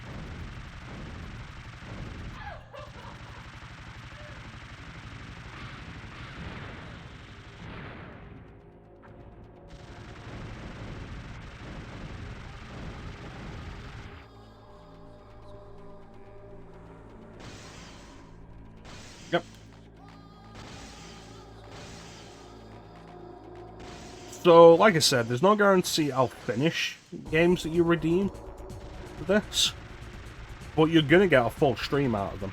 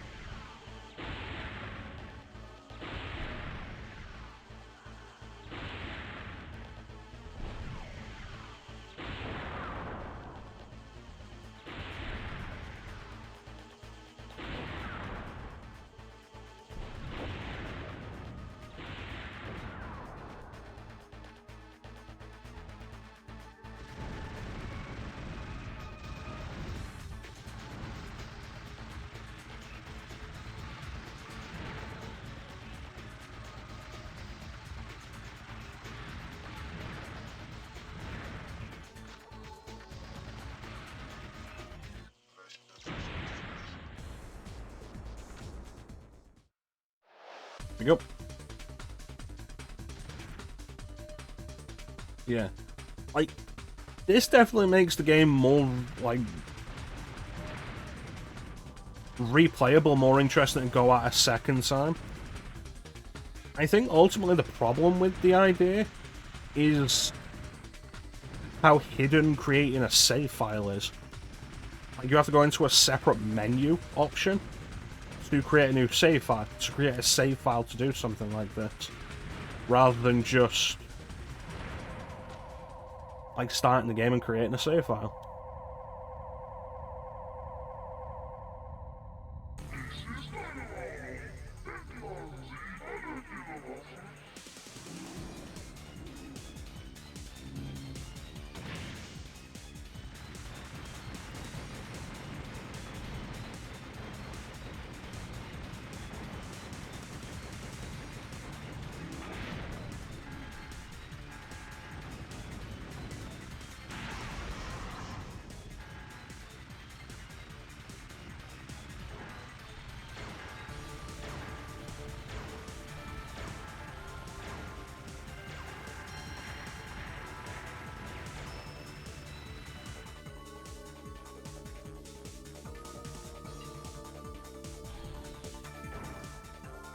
Yeah, so it's a shame you can't actually, like, purchase this game at all.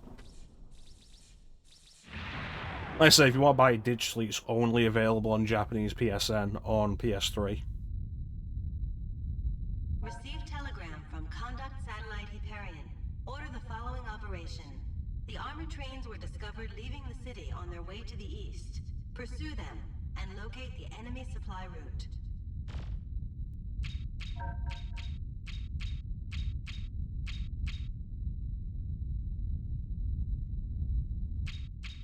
That's also a fun thing we can do. We can see if I can get a higher score than I did last time. Which I should do, since I have, like, guaranteed weapons on respawn.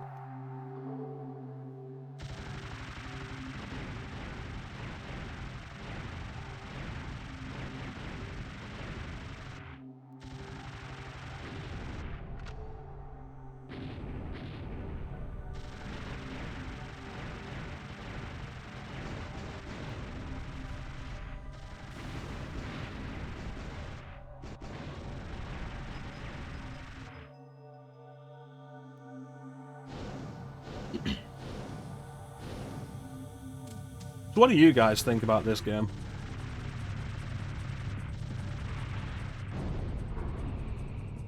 Does it seem like something you'd want to play?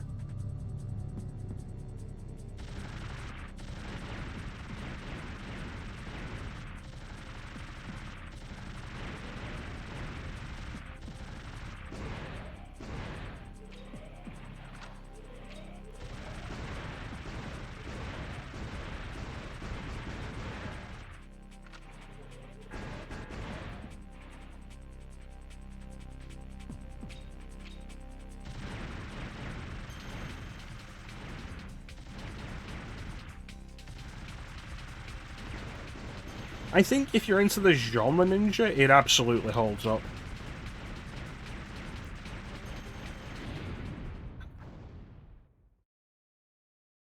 Should have moved higher. Yeah, if you're into the shmup genre, and you like playing stuff like Gradius, or R-Type, or Darius, or Parodius, then, yeah, absolutely holds up. I think this is a genre, generally, that, like, if you enjoyed... If the games were good... Move out of the way of that. If the game was good when it came out, it's a genre where if the game was good when it came out, it absolutely holds up. Because the genre itself, like, there were never really issues of stuff like controls or anything.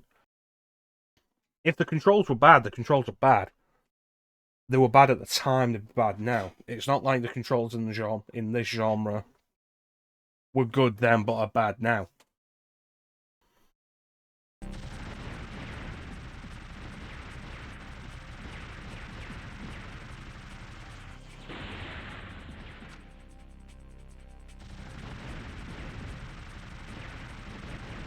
Yeah, I think it absolutely holds up. I think any game in this genre does.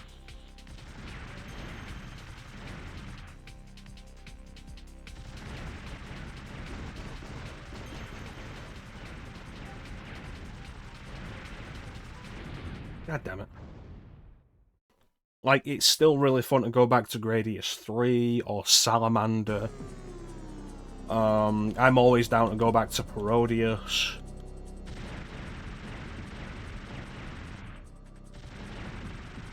R-Type 3, Third Lightning still absolutely holds up. Gradius 5 is still fantastic.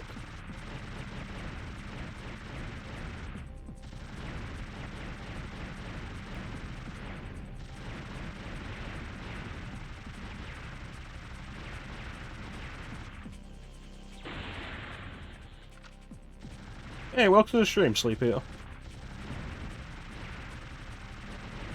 Absolutely does.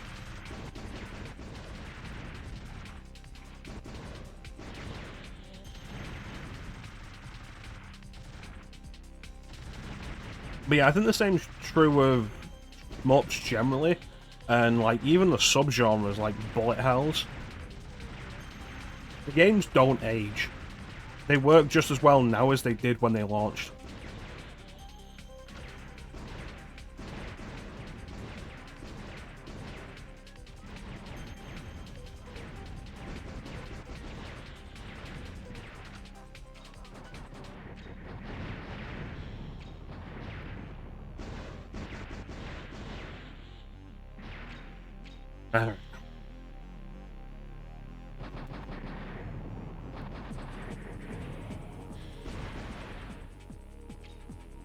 Thank you. I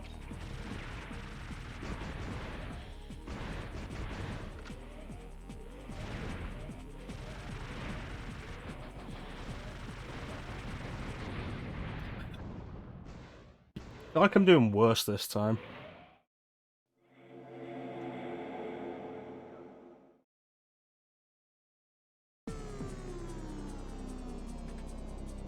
It's like... Gordon patches still holds up.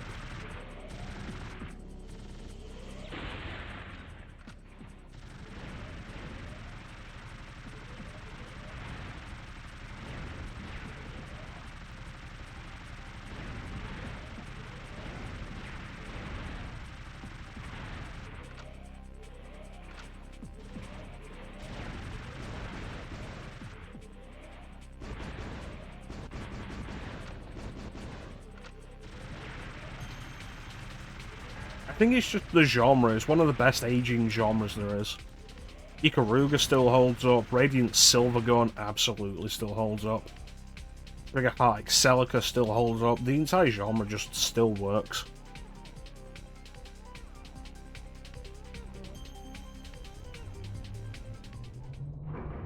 I think visually, because the game is always in control of where you see, so it's able to always put resources where it wants rather than having to truly render a fully 3D environment.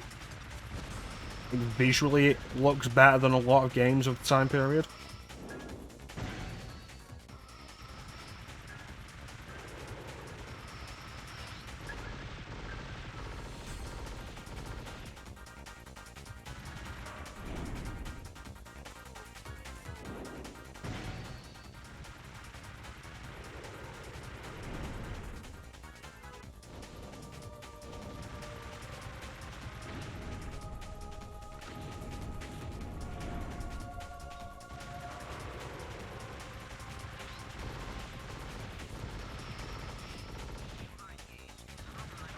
Oh, watch out.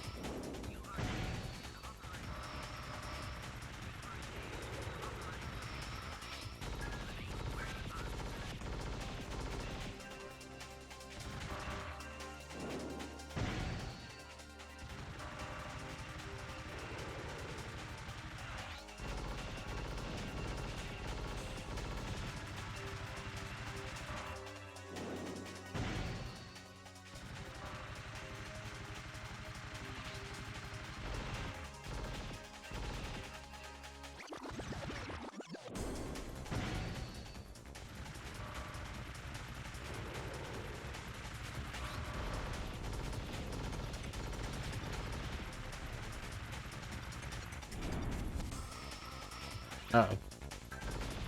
Oh, God.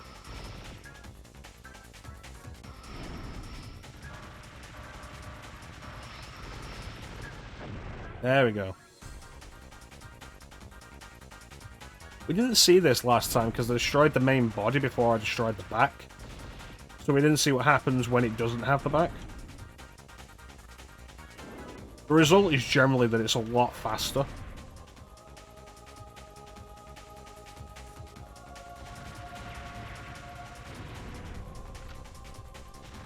Which arguably makes it more dangerous. Oh, we didn't kill it. It ran away.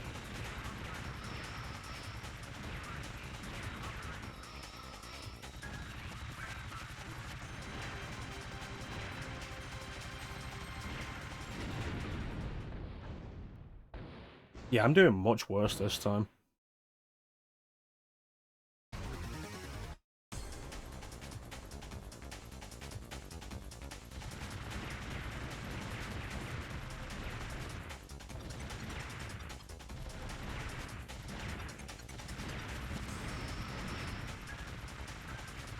Alright, Ninja, hit me with a conversation topic.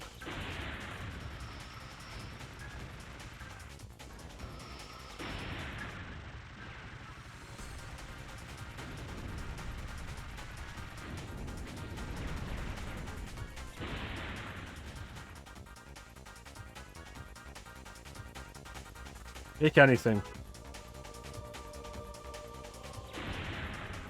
Oh yeah, that was good.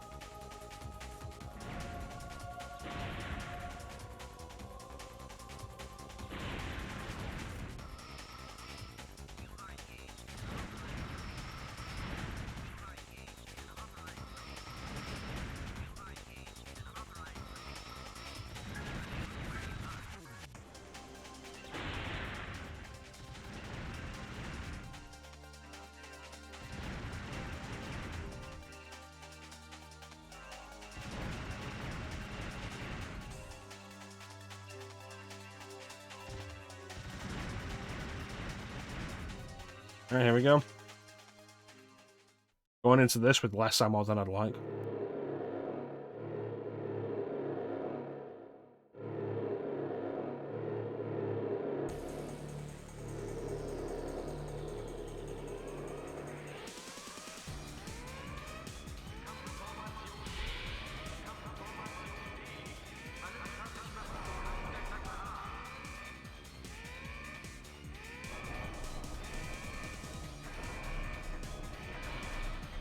Alright, here we go.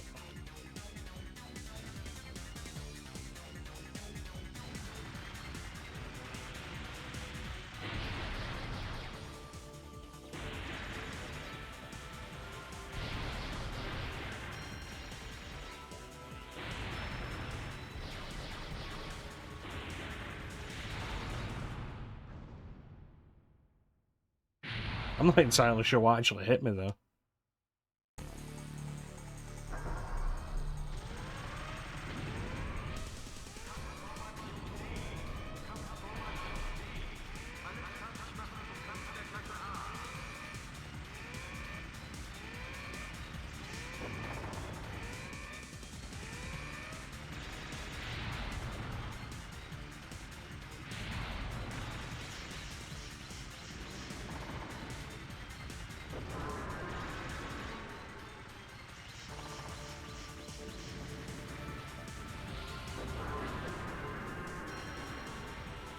Don't need the hedgehog.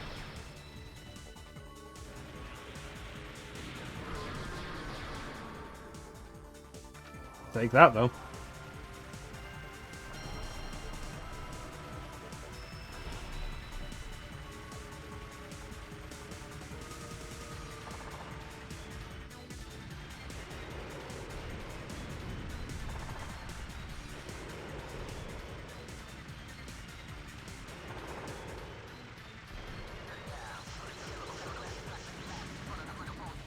Oh. Uh-oh.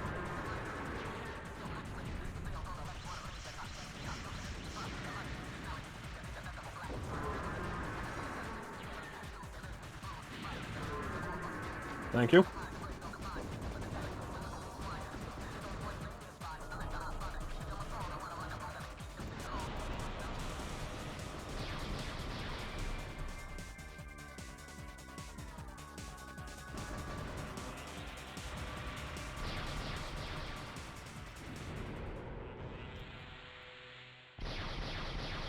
So close. I am doing worse this time, like, undeniably.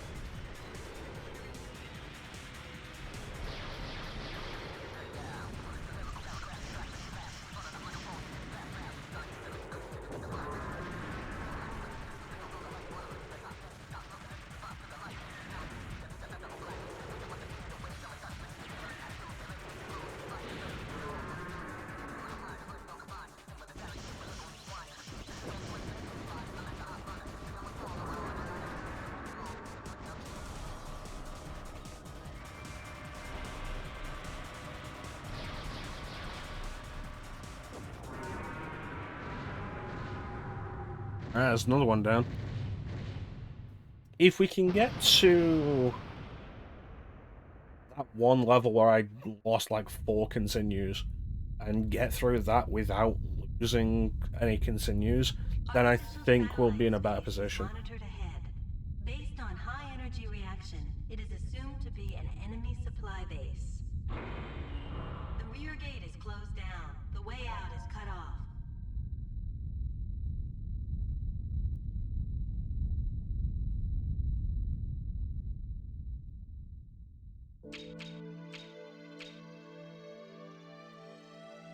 So I remember the opening of this level was nasty.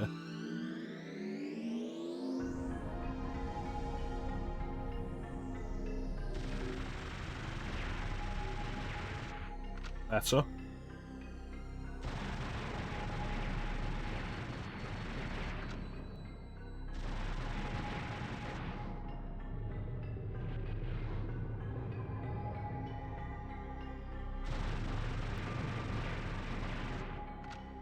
There we go.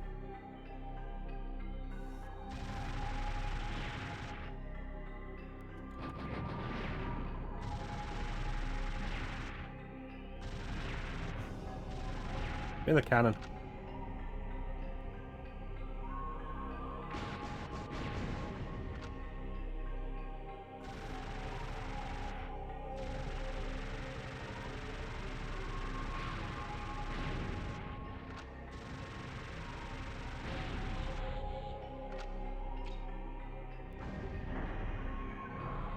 Alright, so that definitely went better than the first time.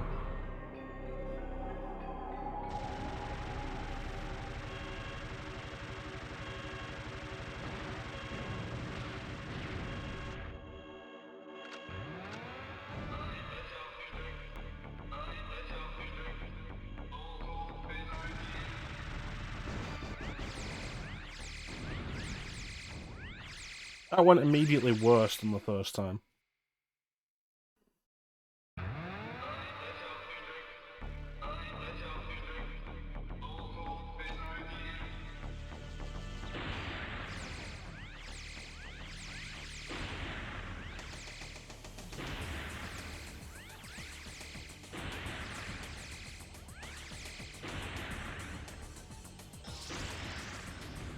God damn it, Ninja.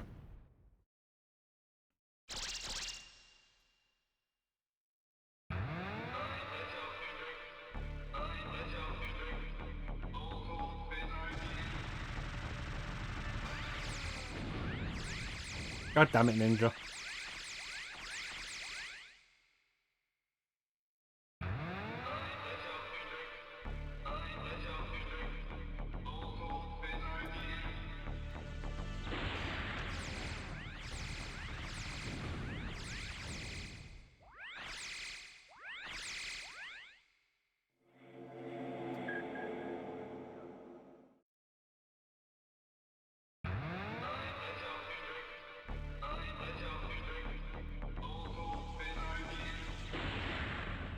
That wasn't helpful.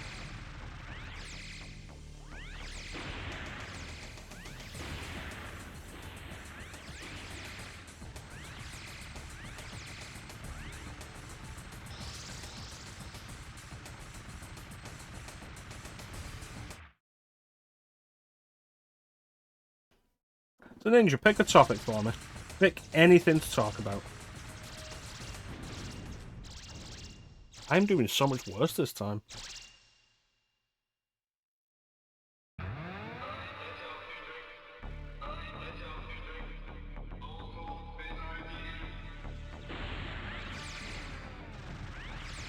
I really wish this game would decide whether or not picking up a weapon from the bottom will put it on the top or the bottom.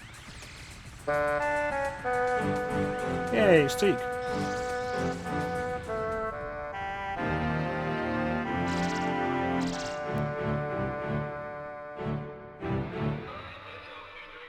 I wouldn't call this a rail shooter, I'd call this more a shmup. The rail shooter for me is always stuff like House of the Dead, Virtua Cop, that kind of thing. I feel like rail shooters as a genre can't exist in 2D graphics, but I get what you're saying.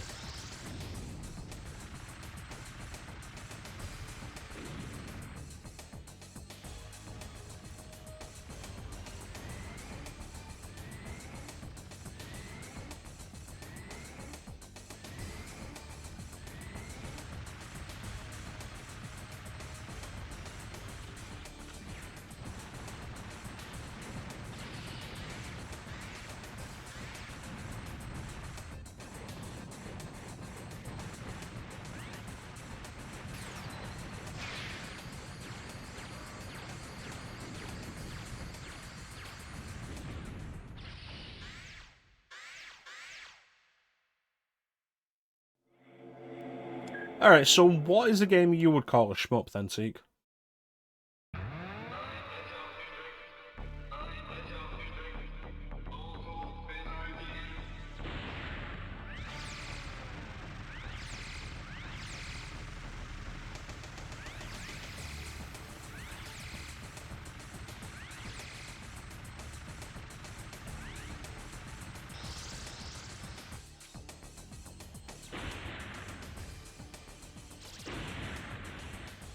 Ikaruga, yeah, it's the same thing as this.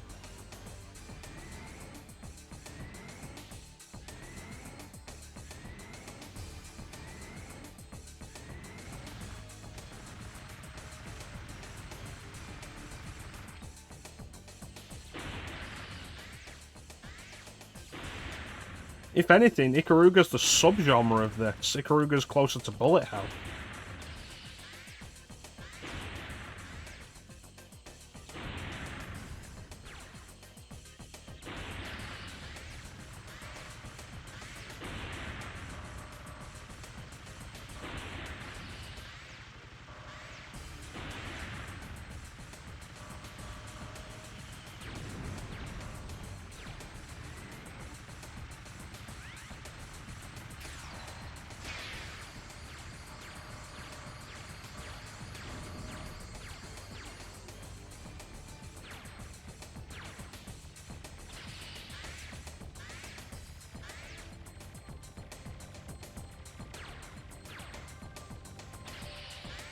Yeah, bullet hell is absolutely a subgenre.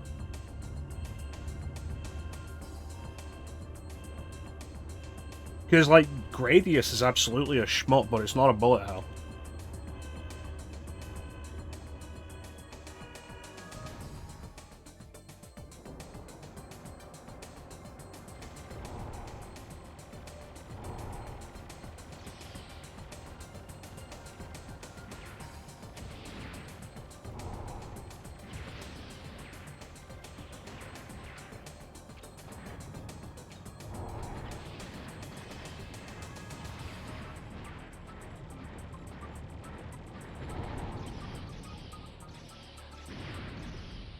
God damn it. I don't think there is a 2D rail shooter. Because I class, like, the rail shooter as a genre is stuff like Virtua Cop, Die Hard 2, Die Harder in the Die Hard trilogy, House of the Dead, Time Crisis. I think it is a purely 3D genre.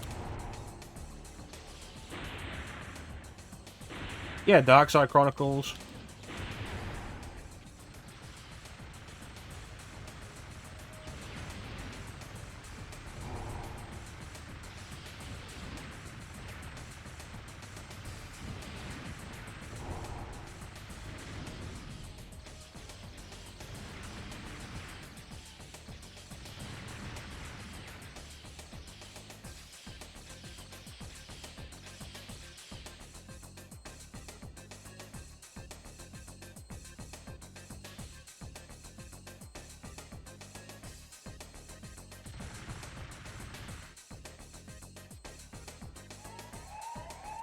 See, now you're getting into an interesting distinction of that kind of thing. Because I would count those as arcade flight games. Arguably. Star Fox gets closer to it. I get where you're going. Not Panzer Dragoon Saga, because that's an RPG. But Panzer Dragoon.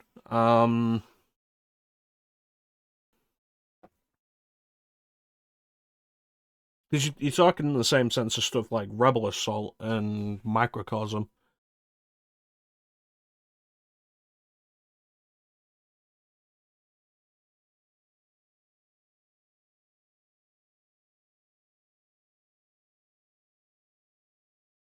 What do they class Star Fox as?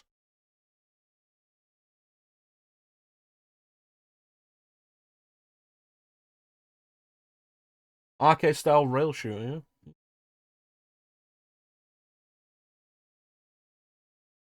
And then you click on rail shooter and it's classed as a subgenre of shoot 'em ups. Hmm. That's interesting because I always count shoot 'em ups or shmups for short as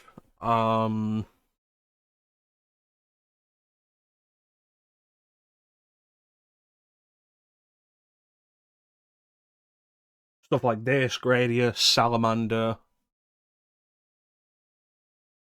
yada yada. But yeah, Wikipedia has it rail shooters listed as rail shooters. Rail shooters limit the player to moving around the screen while following a specific route. These games often feature an into-the-view screen point in which the action is seen from behind the player character and moves into the screen while the player retains control over dodging. Examples include Space Harrier, Captain Skyhawk, Starblade, Star Fox, Star Wars Rebel Assault, Panzer Dragoon, and Sin and Punishment. Rail shooters that use light guns are called light gun shooters, such as Operation Wolf, Lethal Enforcers, Virtua Cop, Point Blank, Time Crisis, House of the Dead, Elemental Gearbolt. Light guns that are on rails are usually not considered to be in the shoot 'em up category, but rather their own first-person light gun shooter category. Hmm.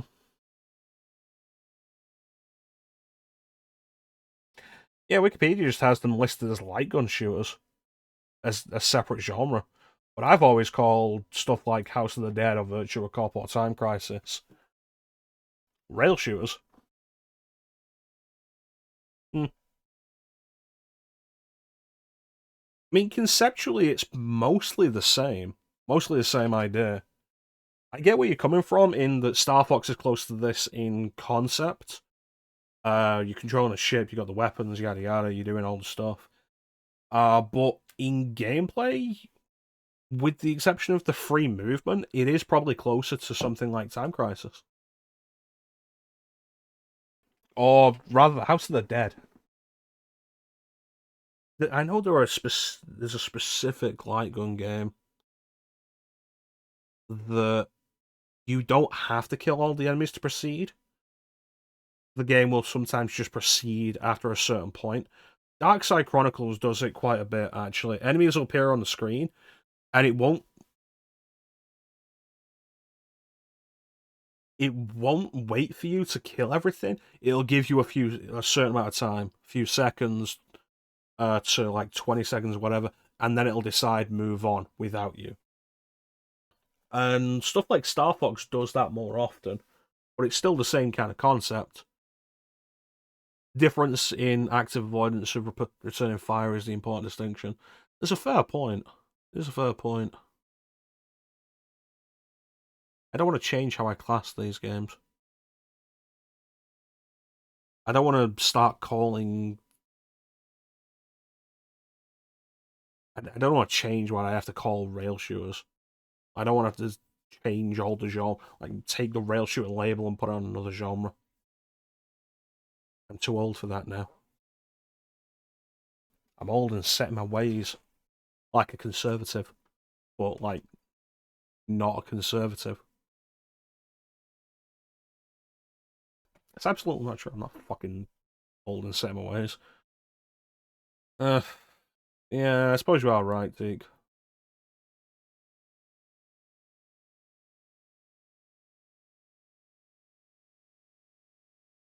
I'm not happy about this.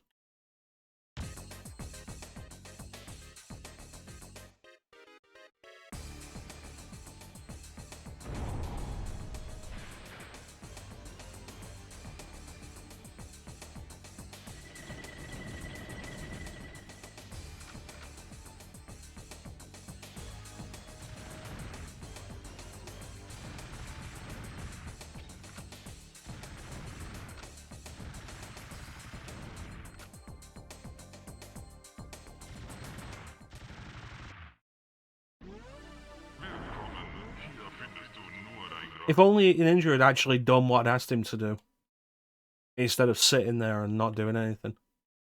Only Ninja had banned Teak before he could challenge my ideas, my preconceived notions.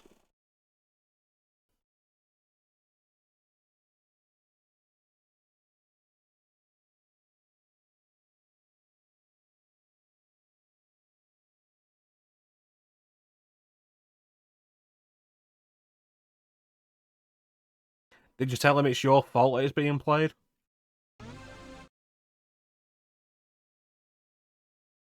Honestly, I go into every stream as like a blank slate.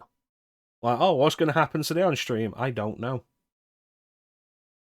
Like, it's not even a case of expect the unexpected. I don't expect anything. Make no assumptions about what will happen on the stream. I'm still calling Time Crisis style games like rail shooters.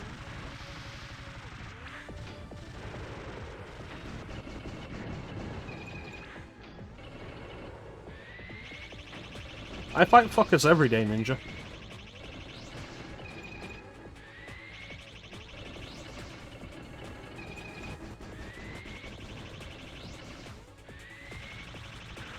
Or rail shooters for short.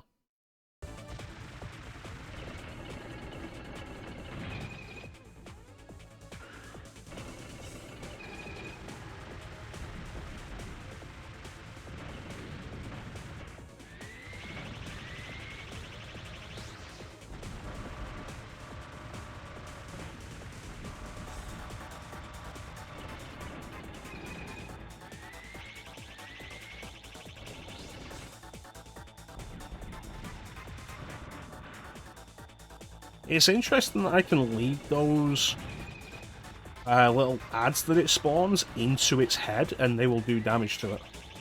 That's interesting.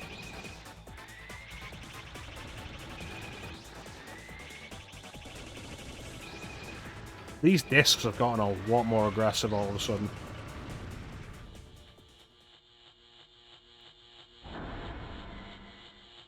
Bitch.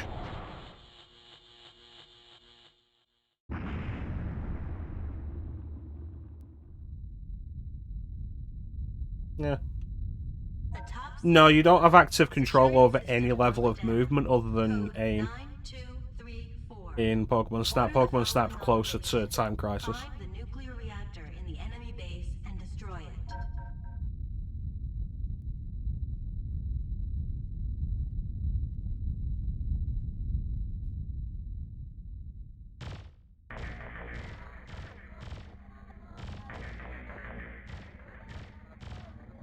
The real kicker is, like, why did it take Nintendo, like, 20 plus years to make a sequel to Pokemon Snap?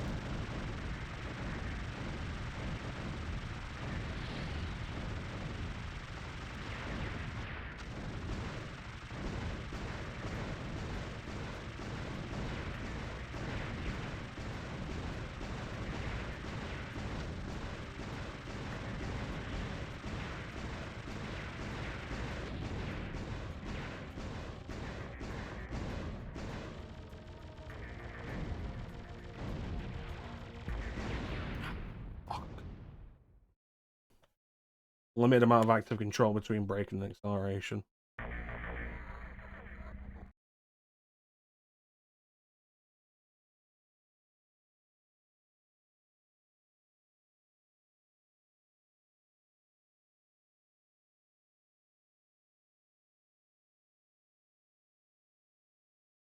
Yeah, but you don't have that in Star Fox. Ergo, they're not the same game.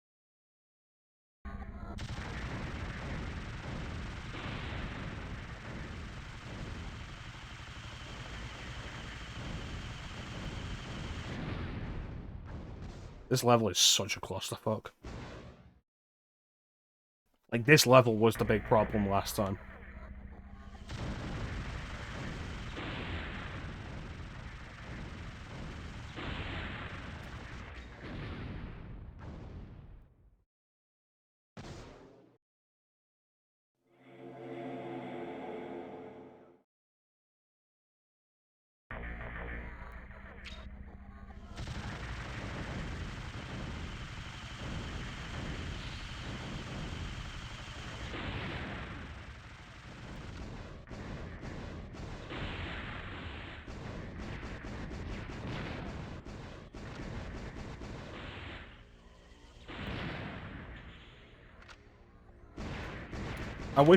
I really wish this game was more consistent about which gun pod a weapon will go to when I grab it. Like, I grab gun pods from the bottom of my ship and it'll put them on the top. I grab them from the top of the ship, it'll put them on the bottom. It's really frustratingly inconsistent.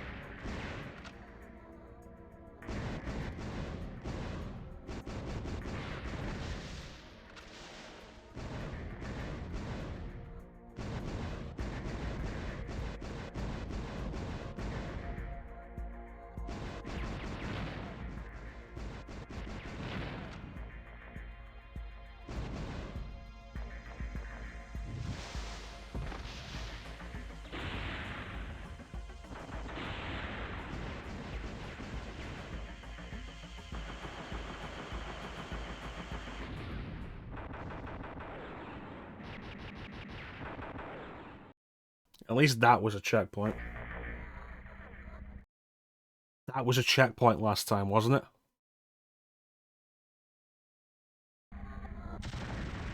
Deke's just mad that I made his sound alert a game that he doesn't like. A game that he's wrong for not liking.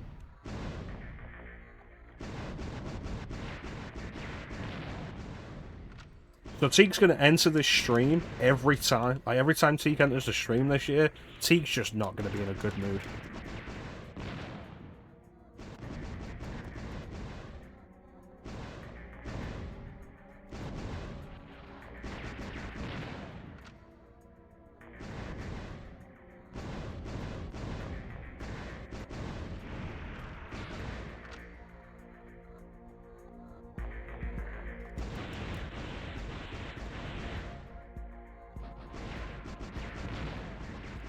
Honestly, I don't think you're not in a good mood. It's just Ninja said it.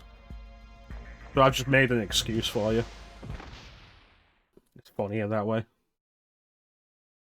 Yeah, with the choosing sound alerts, it's like, okay, let me pick a game that you all like on the PlayStation, but also, like, no two alerts can be from the same series.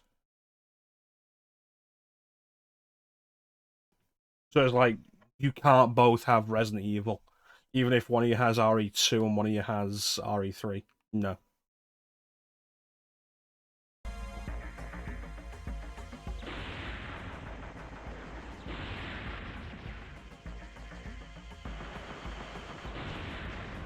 Boy, it'd be great if the game didn't off-screen the thing that's shooting at me.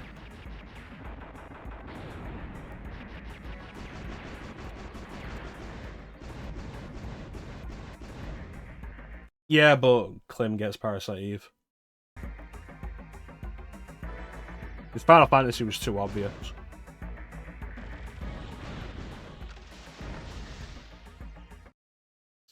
Because it's funnier. And because we all know you actually did like Alundra. And it's a really good soundtrack.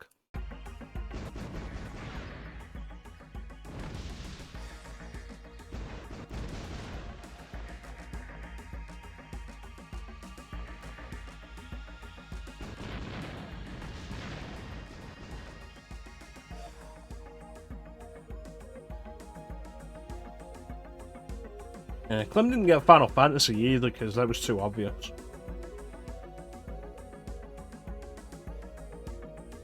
Steiner also didn't get Final Fantasy. So, at this point, like, it's just Steiner and Chance whose themes, entrance themes you haven't heard.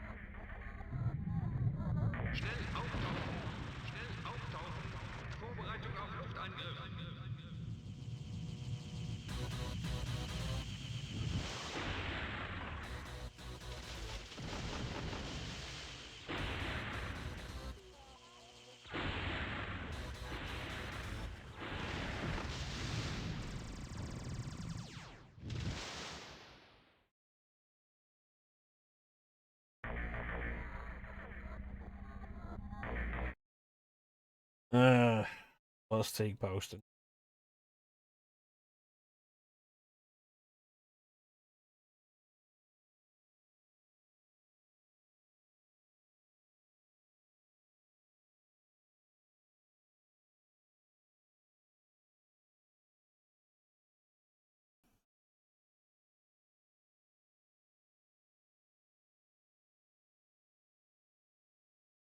The funny thing is, I beat Crash Bandicoot on stream. It's like, you guys all know I beat it. I don't recognize that theme.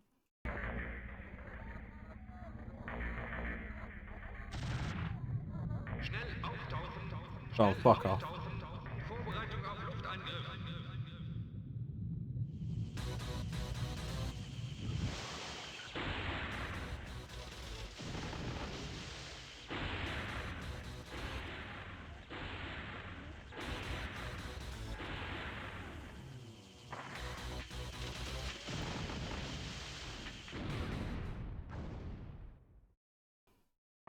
Yeah, if I was gonna go with Crash Bandicoot, I'd probably go with, like, the main theme of Crash 2.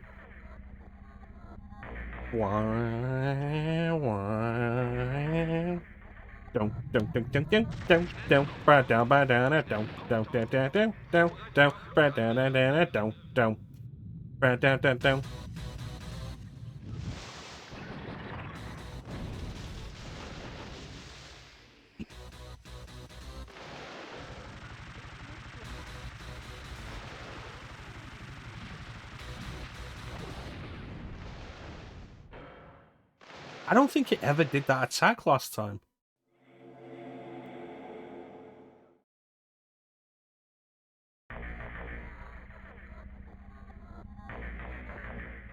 And a Crisis 2 final boss.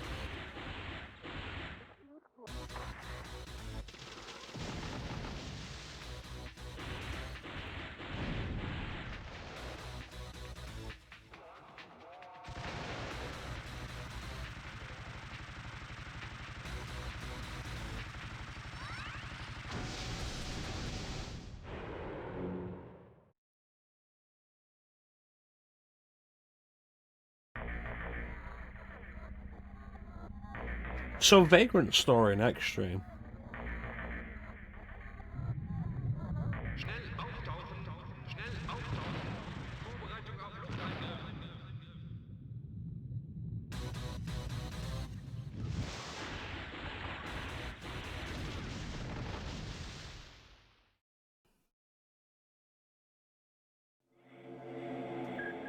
I played Vagrant Story for like 15 minutes, like 12 years ago. And it's been a game I've always wanted to go back to. And it's just like, cool, when?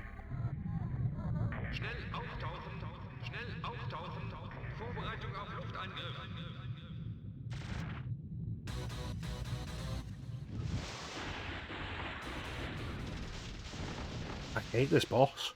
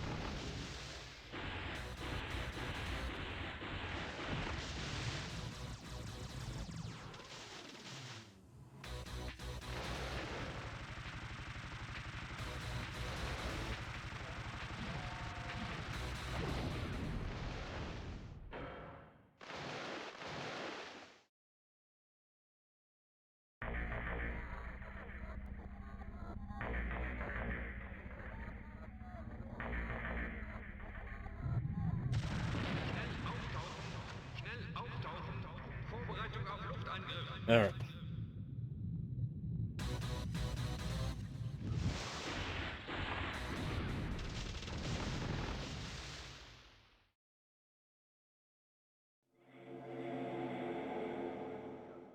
This is embarrassing at this point.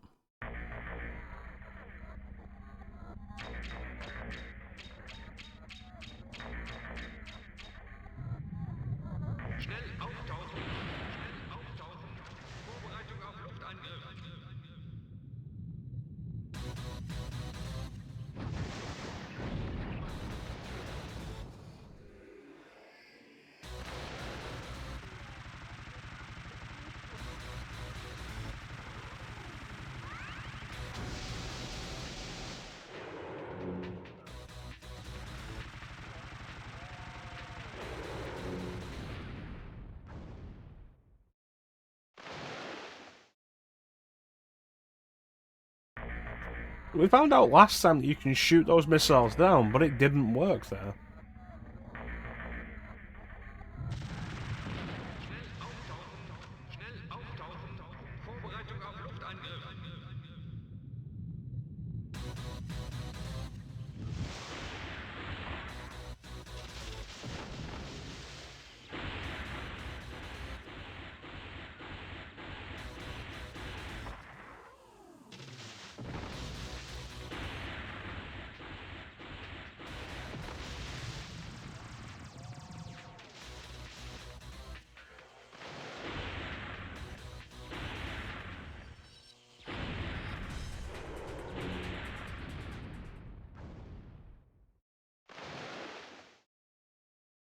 Why am I doing so badly?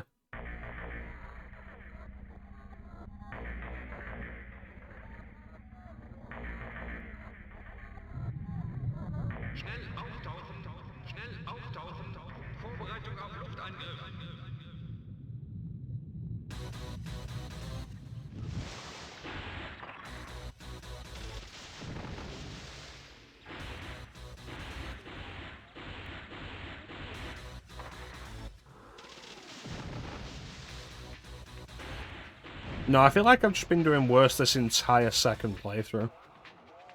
Like, it's not specifically Teek's fault.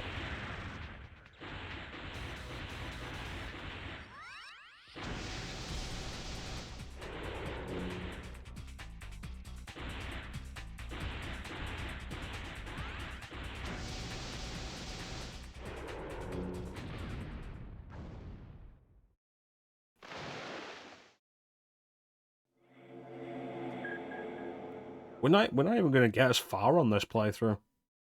Which is particularly worse, because, like, how much less prepared was I on the first playthrough?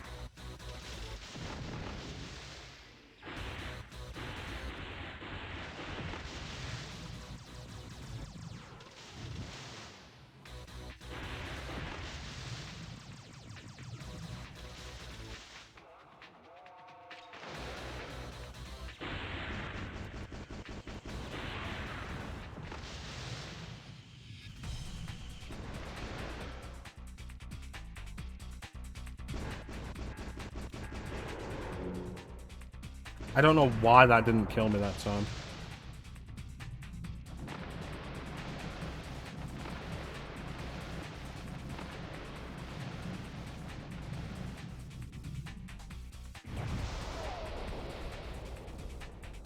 Like, that should have killed me. I shouldn't have won there.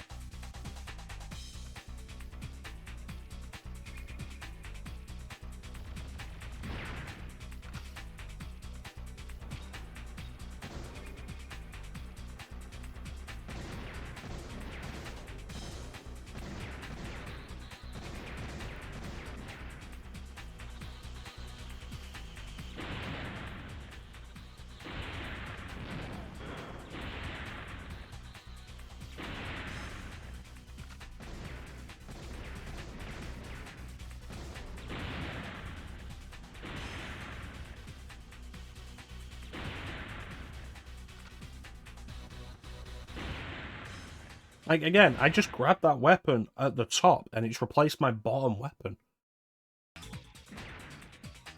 Legitimately the most frustrating thing about this game.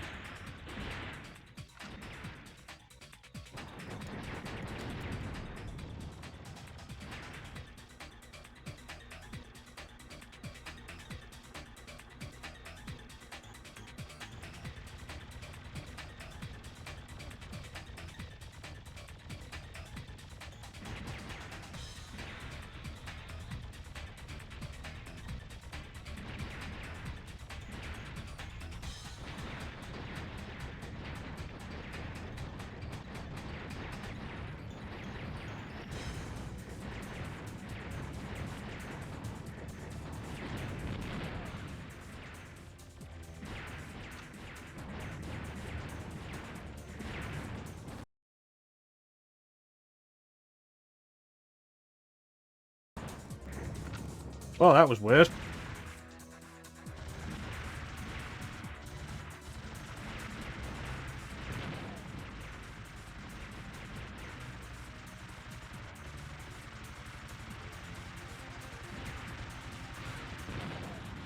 Yeah, that's what I thought. I was like, well, I guess we're done.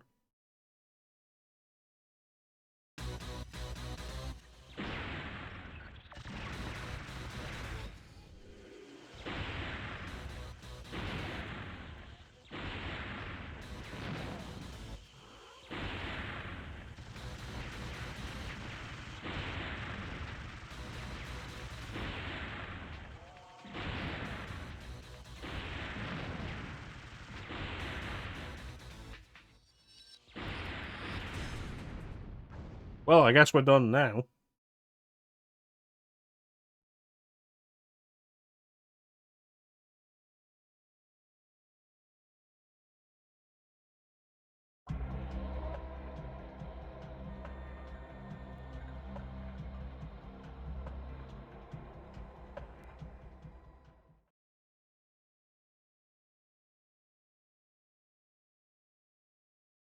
There was a time in the era of great chaos when the Earth and the Moon were at war with each other.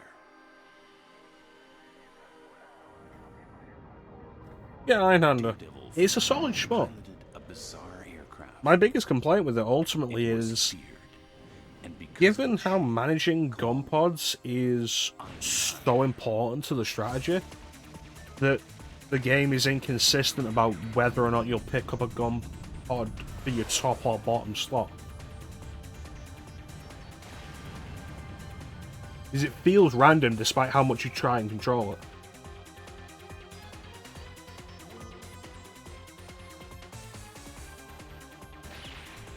I don't want to end yet. If I try and change this, it's going to end up...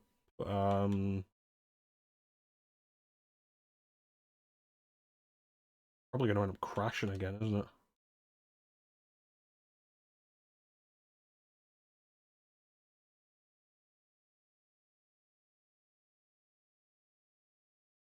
Where did we get to last time we did this?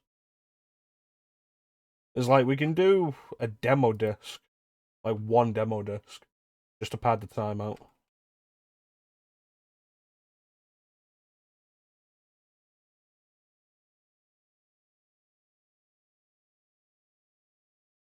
We only did a few, and then we did the Final Fantasy sampler discs.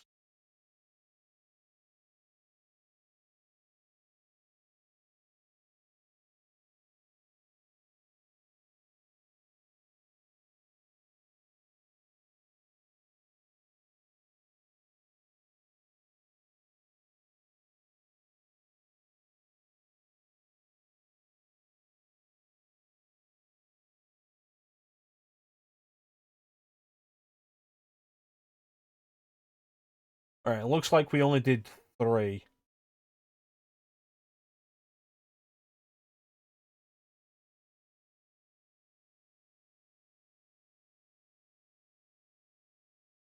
Okay, so we do number 4 now. Why have I not compressed these? And RetroArch being RetroArch has crashed.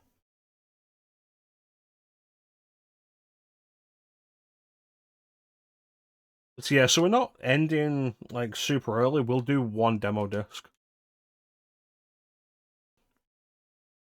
Which, like, I wanted to bring back the demo reel anyway.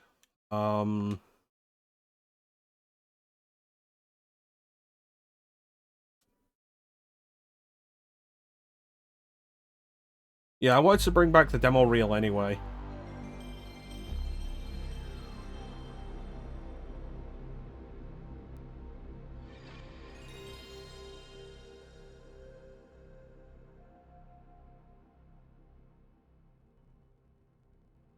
And doing it this year makes sense because we have all these PlayStation demos.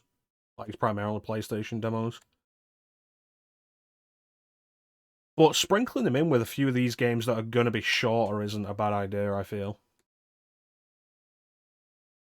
I feel like that screen's too far down, but it says it's centered properly.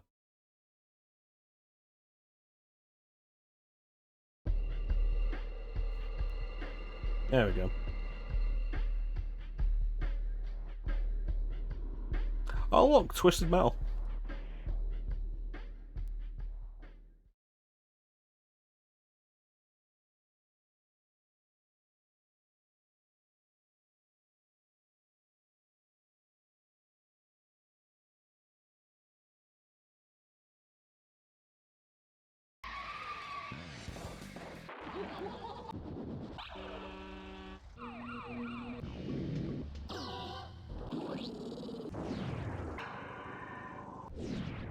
This is a lot of characters for a demo.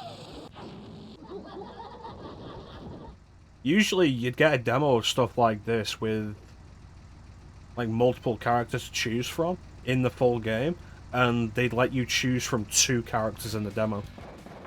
I'm sorry, was I paused too long?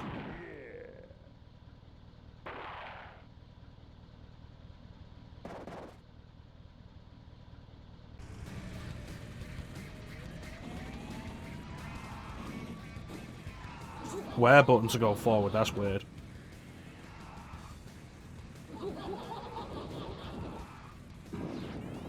Don't worry, Teak, it's only the demo.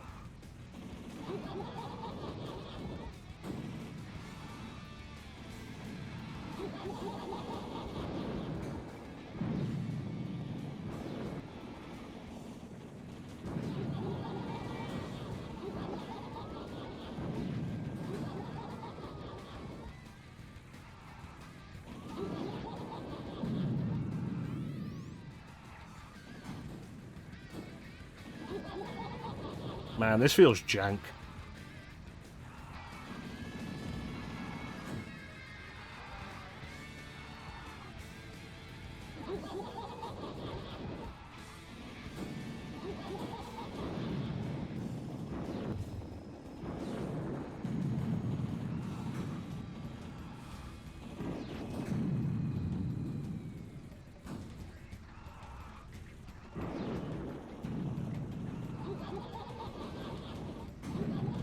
Seems like a pretty solid demo for the game, though. Like, pick any character, play a single battle, or do a 2-player duel. Like, that'd be a demo you'd probably have a lot of fun on as a kid. It's a shame it kicks you all the way out of the game after that battle, though.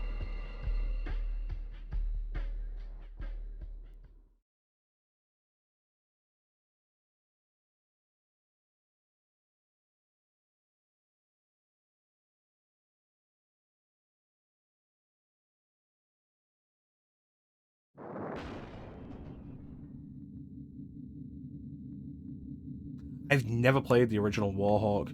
I do own it, actually, but I've never played it.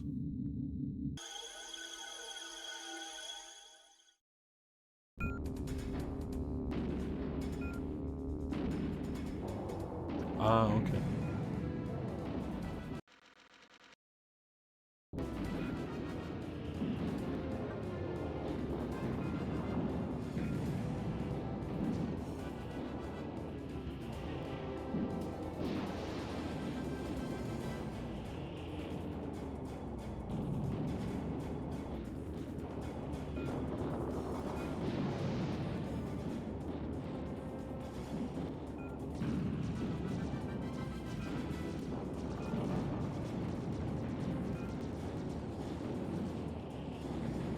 For a 1995 PlayStation game, the scope of this seems pretty impressive.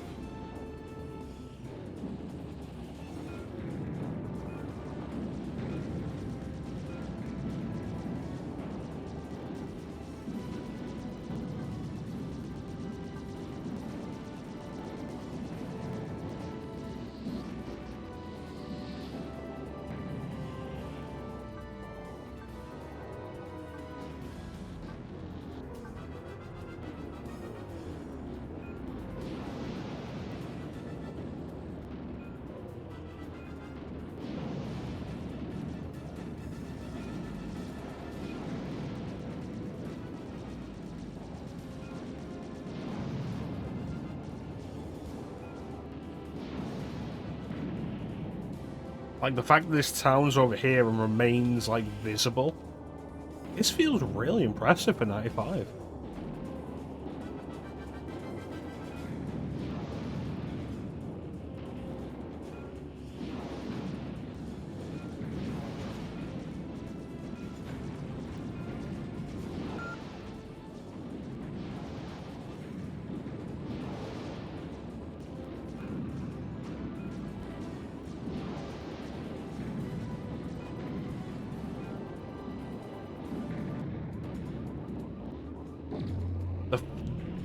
The fact that individual components can be damaged is really interesting. Oh, that's different. I didn't see that come out of the ground.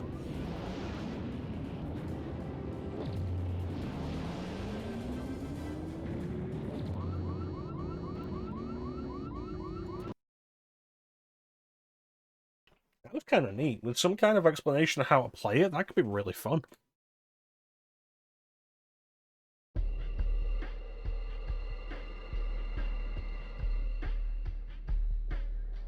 OG XCOM.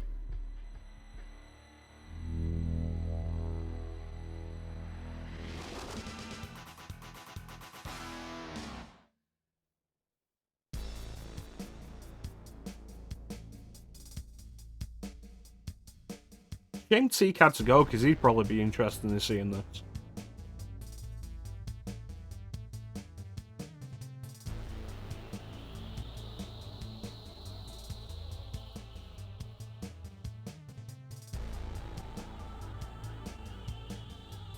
This isn't a game, is it? This is a movie.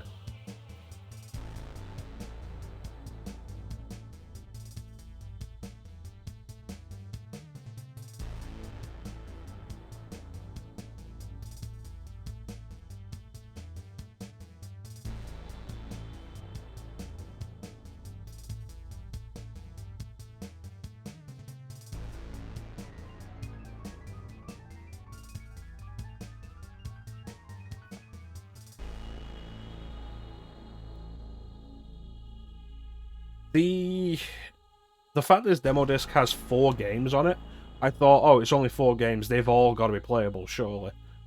And it's like, no.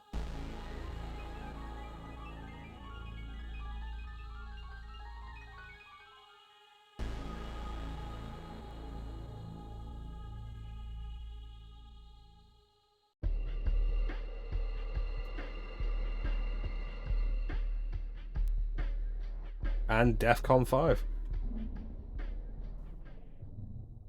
Because like when I was a kid, the PlayStation demo discs I ended up having would have like 5 or 6 games and a few video trailers on them.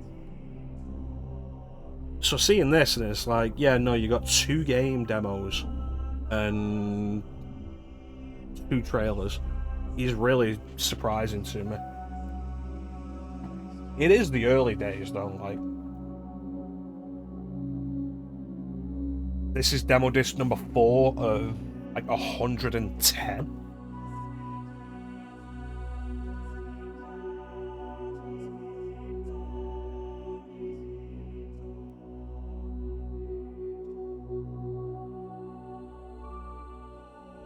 So, what's the situation? It's now definite. The MRP defense budget is going to be wiped out as of midnight on December 31st. What are the options? We don't have any. All existing manned stations have to be automated within 60 days. Tough schedule. Who's handling it? Commander Shelford Pitts, Grade 6 Cyberneer from our Cybernetics division. Don't know him. Think he can do the job? He's the best we've got. He keeps himself to himself. Under the circumstances, I think he'll be ideal. Good. Are we still proceeding as planned for MRP 6F? Yes, everything is in place. Gentlemen, this is the most critical moment in our company's history. I sincerely hope this plan works. The best we've got is very clearly just somebody we took a picture of on the development team.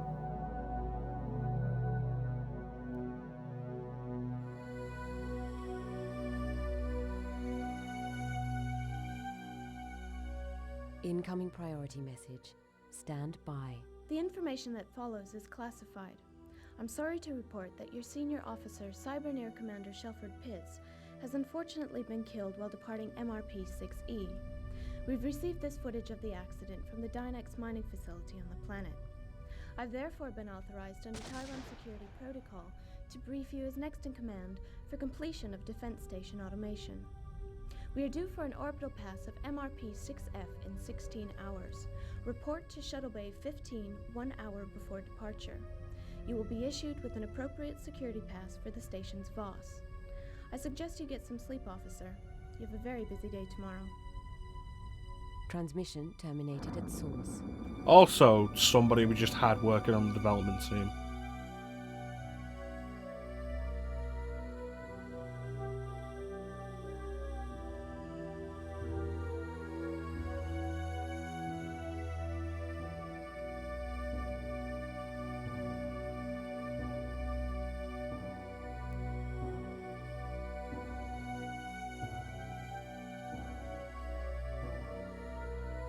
Attention, incoming shuttle.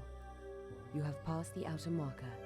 Maybe this is why there's only 2 games and 2 trailers on this disc, because this trailer takes up the rest of the space.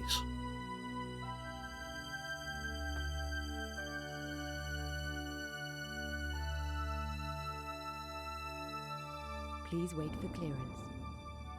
Clearance confirmed. External pressurization complete. Please stand by.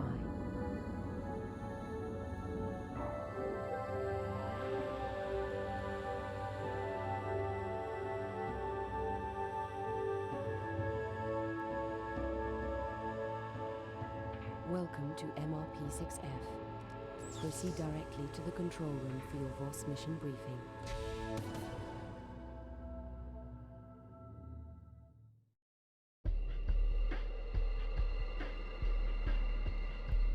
That told me nothing about the game. Like, what kind of game is it? You can't just show the intro cutscene.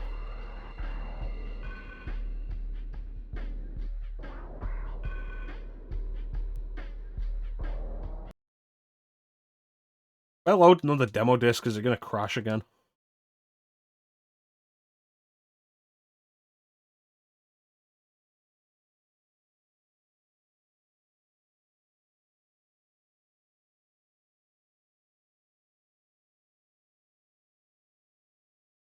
No, we got lucky.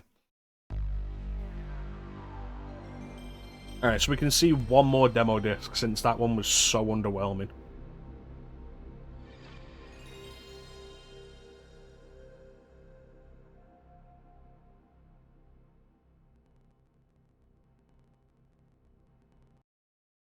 Wonder what game is going to be on this one.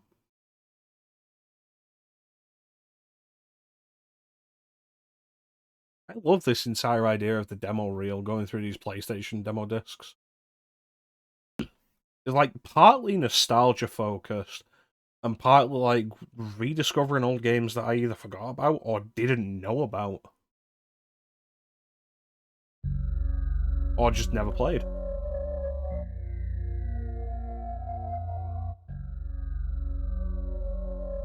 Mickey.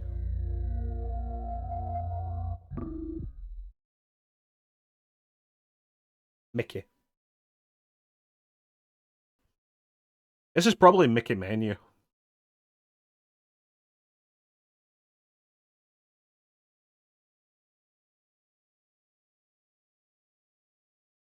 Yeah, this is Mickey Mania. I had this on Super Nintendo.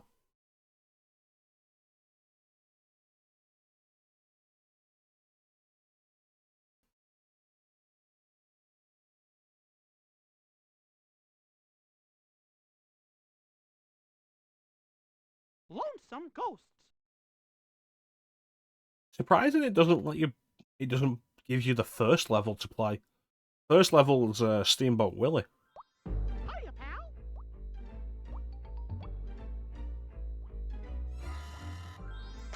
Ghosts. Oh. This feels slow. Like it feels slower than it should.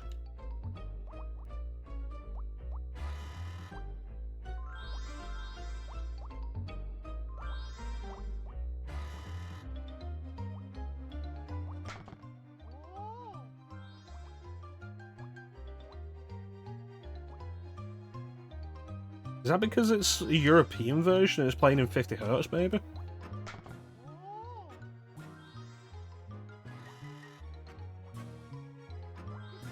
Hmm.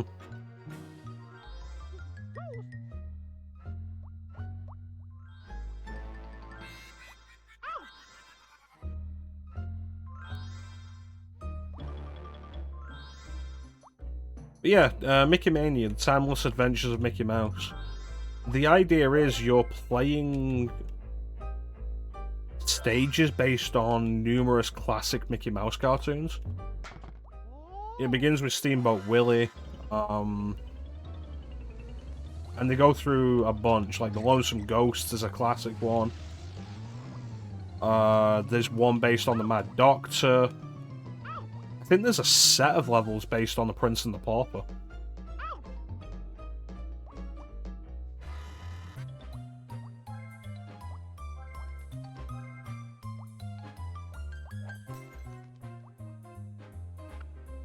It's not something I've ever really enjoyed. The fact that you die and they send you right back to the demo menu. Oof. It's not something I've ever really enjoyed. Total NBA 96. It's a game.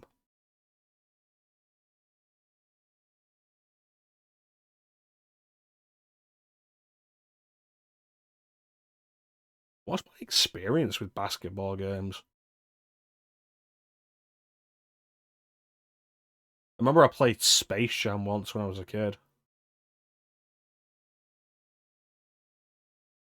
End of it.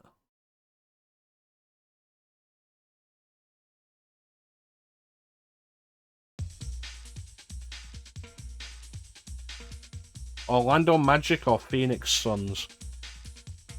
Ninja, which team should I be? Because I don't know either of these teams.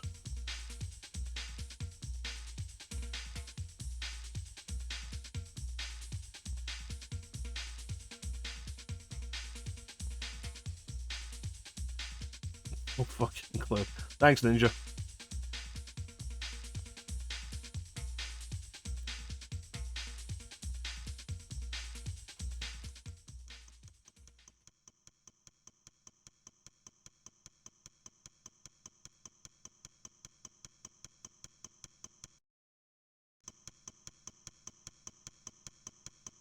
Did it crash?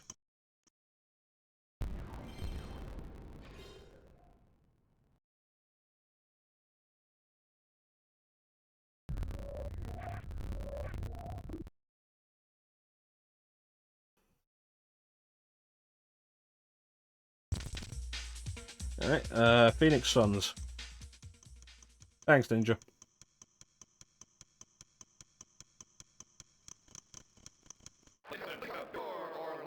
It didn't crash, it just really long loading time. Looking at the team stats, it looks like they're pretty evenly matched. In and out. Whoa, what a shot.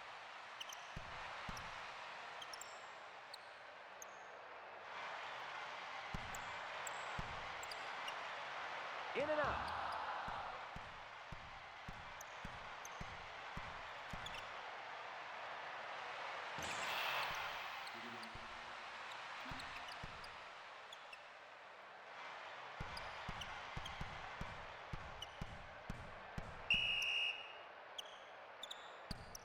I didn't know you weren't allowed to do that.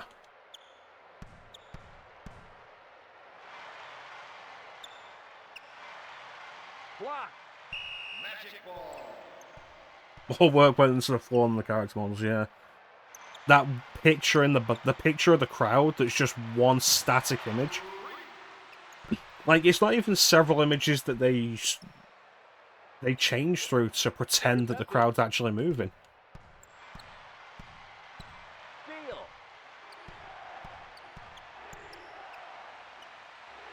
In and out.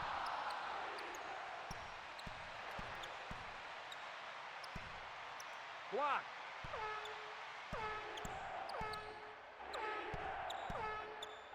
That's the end. Ooh, terrible shot.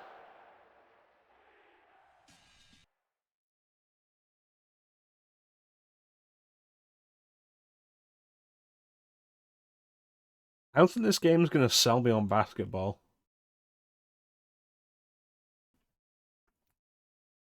These demos are also like a good reminder of how you'd get these demo discs and you would not be told how to play these games on the demos.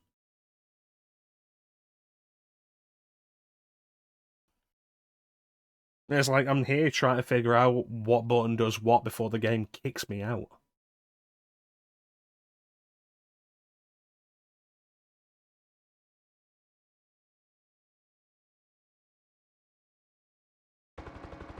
Hello, Firestorm 1. Do you copy on the code 179er? This is a green light for a go, go, go.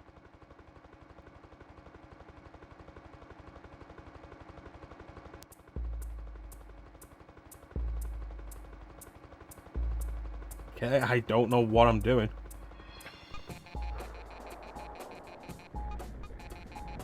Suggest evasive action. Bandits incoming and looking real mean. Do I have guns? Or do I just have missiles?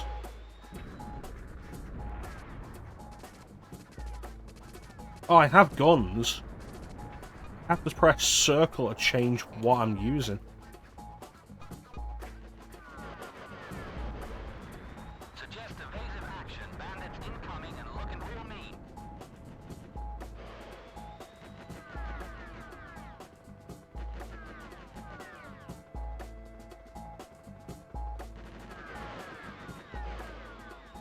Okay, so if you're not moving and you press left and right, you strafe.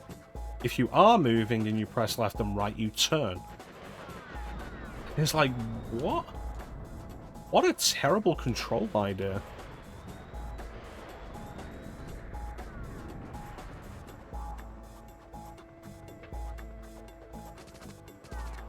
Roger that, ninja, shooting civilians. Oh, what is it?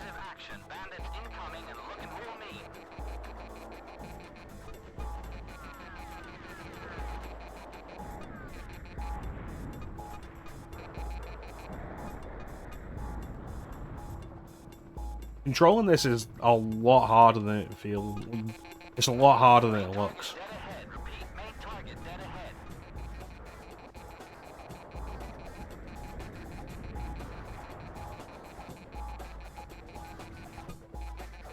Like this whole thing of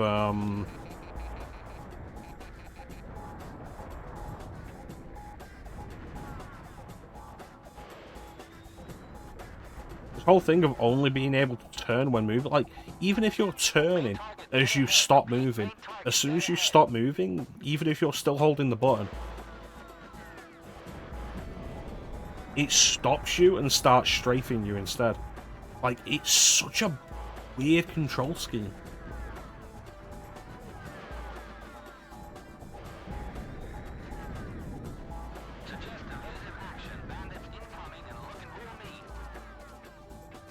Alright, I'm out of gun, I'm out of rockets and missiles.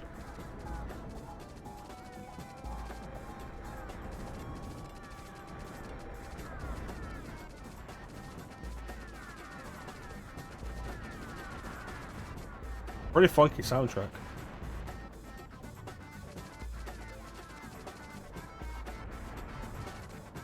Main target dead ahead. Repeat, main target dead ahead.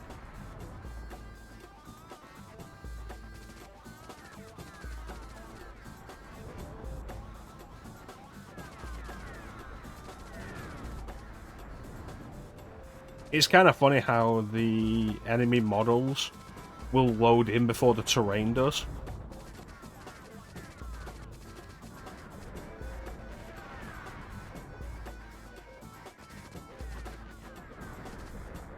But like only differing terrain though.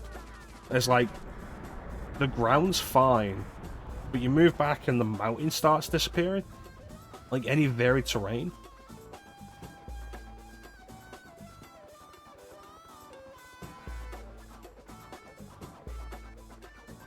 Main target dead ahead. Repeat, main target dead ahead.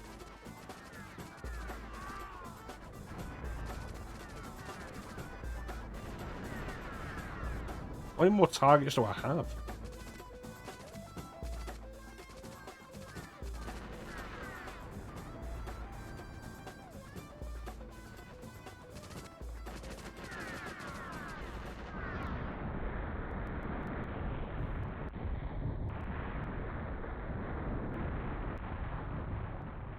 What a weird game. Like, just so many of its design decisions are weird.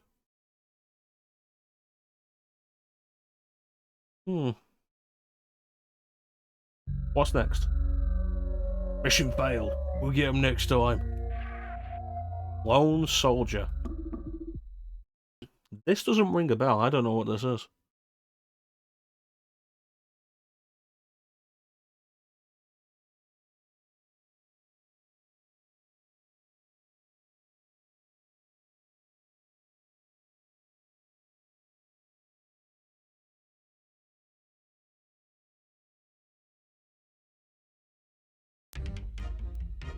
Okay, that doesn't look good.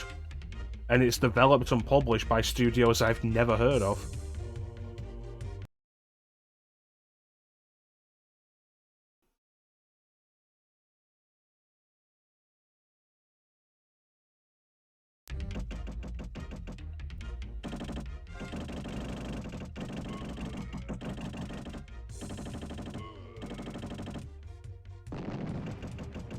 Jeez.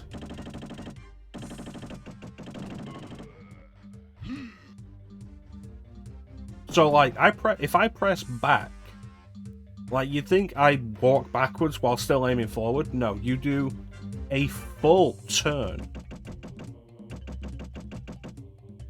And if you want to turn, you have to press the shoulder buttons.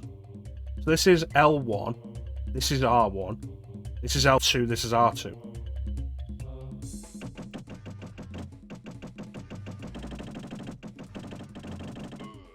So rather than letting you properly aim, they give you 2 levels of turning so you can aim at targets.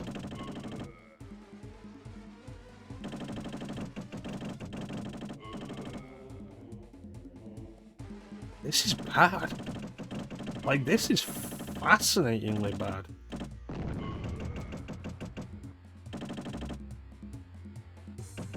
Tree's on fire. How have I never heard of this before?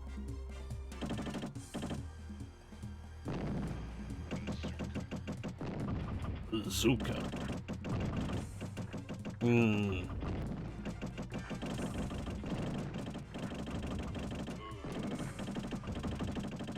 It's like, there's no way you're aiming this while moving. Like, as soon as I move in a direction, his aim snaps back to the front.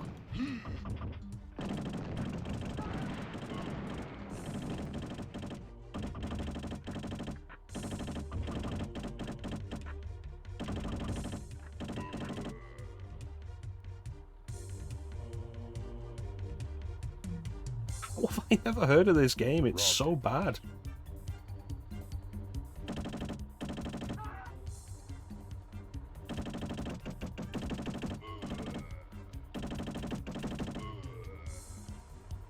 Like, why wouldn't you just give your player character better control over their movements than giving them 2 levels of turn speed, which requires 4 buttons?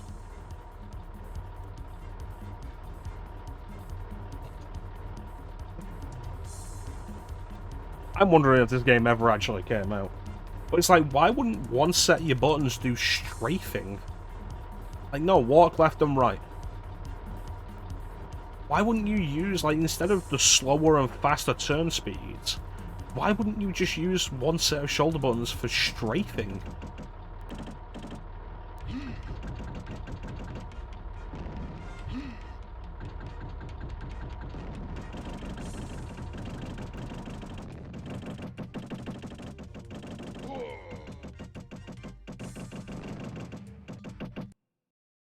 Was Lone Soldier a real game?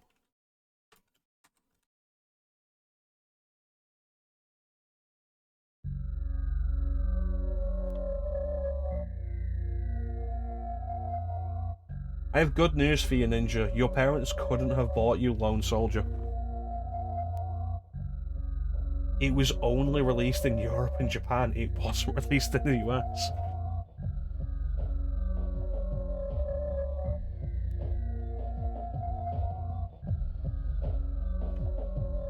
At the time, the reception was mixed, with Play Magazine giving it a 92%, and PSX Pro Magazine giving it a 5.5 out of 10. Retrospectively, the game was noted as one of the top 10 horrifically bad It was noted as one of the top 10 horrifically bad video games by the website videogamer.com, with them stating it prioritized graphics over gameplay. And it's like, did it prioritize graphics?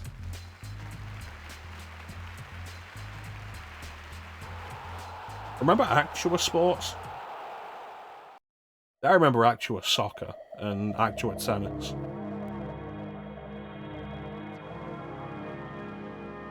And Actua Golf.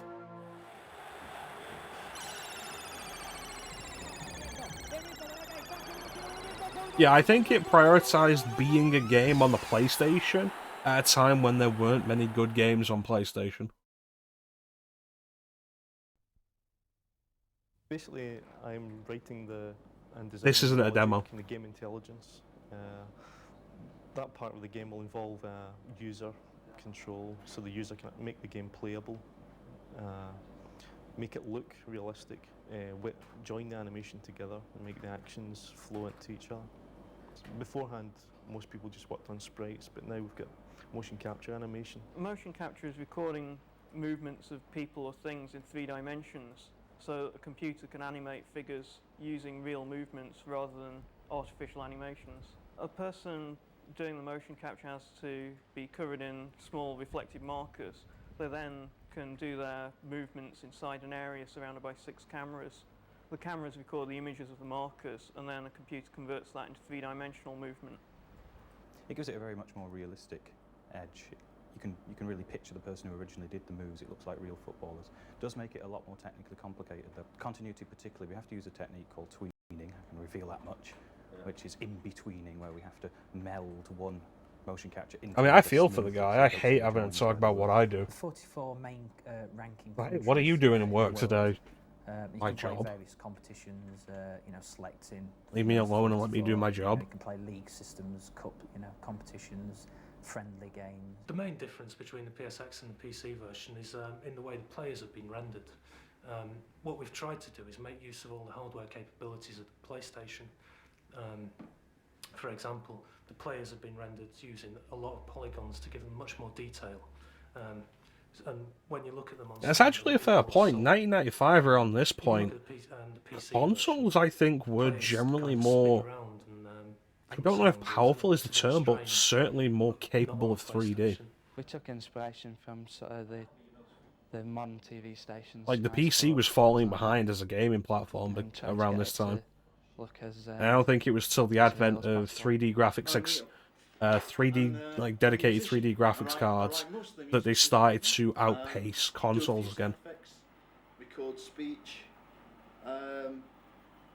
and motivate the masses with my larkish humour. I've just been doing some rough demos at the moment and been writing a few words with a couple of other guys. Been doing a bit of the script and stuff. It's coming along. It's interesting to go back and, like... Because people, especially today, be like, you know, PC's always been the better platform. It's always had more powerful games. Like, and some people would use Doom as an example. Like, you didn't get a truly accurate port of Doom on console until the Xbox port that came with Doom 3. But that was largely because Doom was very CPU intensive, and consoles didn't really prioritize CPU power, and largely still don't. It's almost a qualification for the job. Certainly not to the level PCs do. Sound of your own voice, but you do sort of go with the flow. But consoles, certainly in terms of 3D capability, were at this point definitely ahead. It wasn't until the advent of like the 3D graphics card, 3D graphics cards, that they started to get ahead. The logo, actual meaning actual action taken from the motion capture rather than anything virtual, which I'd rather got tired of. Yeah. Well, people took it too far. William Gibson and Rudy Rucker put out the map and everybody abused it and everything became very un-cyber. My job as producer is basically keeping all the programmers, graphic artists, musicians, commentary programmers all in the same direction, making sure that everybody's pulling together as a team, working together as a team, and in the end to produce the best football game there is on the market. Well, I'll tell you what I think of Actual Soccer. I think it's the most realistic game play-wise and player-wise. How the players run about, little back heels, little flicks to each other. It's the most realistic looking game I've ever seen. The artwork's absolutely amazing. The front end makes you want to play it. I've seen it and I was drooling over it myself. I think it's amazing. And for me to actually appear in it, or not appear in it, but the movements appear there, it's like I say, it's a dream come true.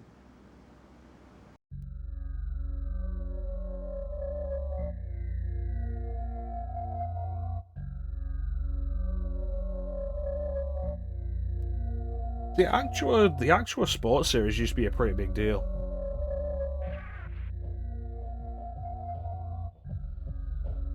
Glad you watched that, aren't you though? It generated interesting discussion for a minute.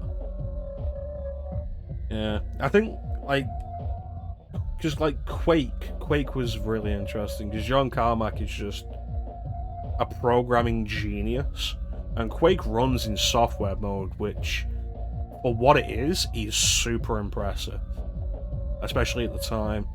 But then like Quake 2 came out and was really made for graphics cards, like the 3D accelerated graphics cards and stuff like Half-Life and such.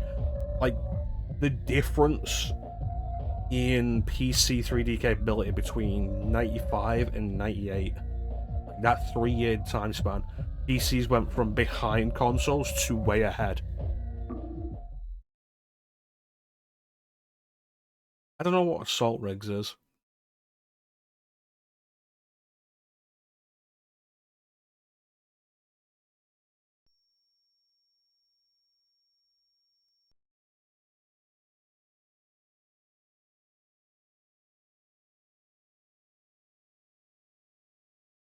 The fun thing with this, though, is like, these are all games that coming out in 95, so none of them really stand out.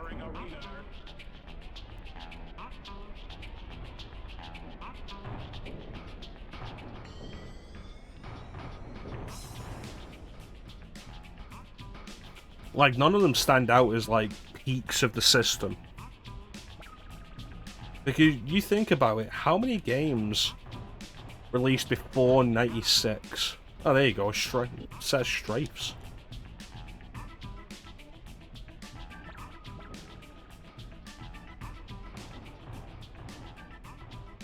Like, how many PS1 games released before 96 do you actually remember? Even then, like, 96 wasn't the best year for PlayStation. I'd argue PlayStation truly... Like, PlayStation started getting good in 96, but 97 was the big year for PlayStation. Like, 97 is where PlayStation started to really hit its stride. But in 96, you had stuff like Tomb Raider and Resident Evil were big deals.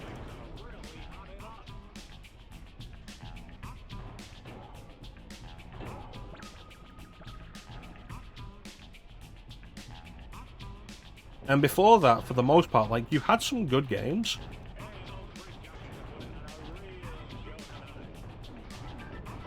But, like, very few standouts of the system.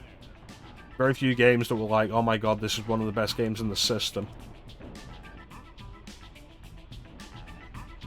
It's like, what stands out from that era? Like, Rayman was 95, the original Rayman. Which was a 2D game. It's not like showed off the power of the PlayStation. As good as it looks as a 2D game.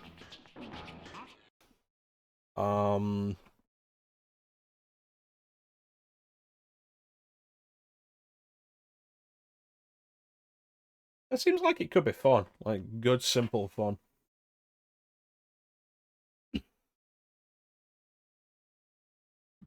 Jumping Flash. Which, again, Jumping Flash is good, simple fun. But there's very few experiences that you'd go out and you'd buy, and they would remain mainstays of your library for your entire life. Like I say, I don't think that really started kicking off until 96, and especially 97.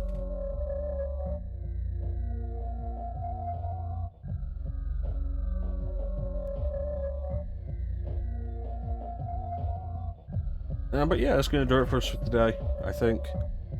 We've done Einhänder and 2 demo discs. As the year of PlayStation continues. Ninja, I hope you enjoyed what you saw of Einhänder. I hope you're satisfied with it. We'll be back probably tomorrow with the game that Flame redeemed, Vagrant Story, where we're going towards, what is it, like 99, 2000 Vagrant Story?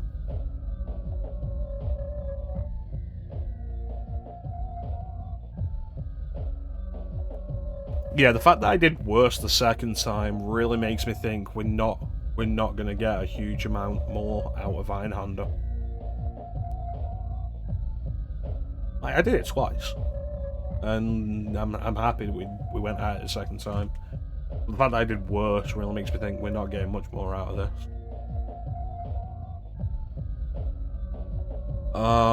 Yeah, Vagrant Story. Vagrant Story is going to be interesting. I've been wanting to do Vagrant Story properly for a long time. Vagrant Story is also supposed to be pretty difficult. It's also considered one of the best looking games on PlayStation. It's part of the Everless Alliance, which covers every game set in the world of Everless, which is Final Fantasy Tactics, Vagrant Story, Final Fantasy Tactics Advance, Final Fantasy 12, Final Fantasy Tactics Advance A2, Final Fantasy Tactics A2 Grimoire of the Rift, and Final Fantasy 12 Revenant Wings. And the various parts of Final Fantasy 14 that are set in Everless. In the Return to Everless raids.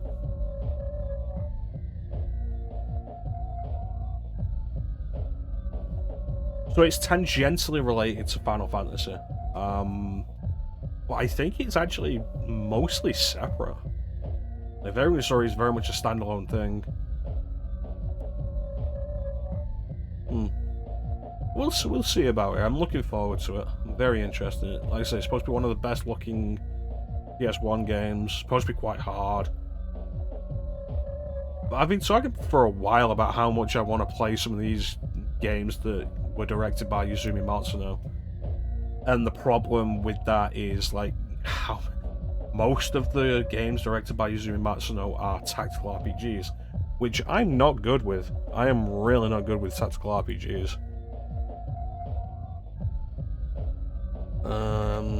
Let me just double check. Vagrant Story released in 2000. It was directed by Yuzumi Matsuno.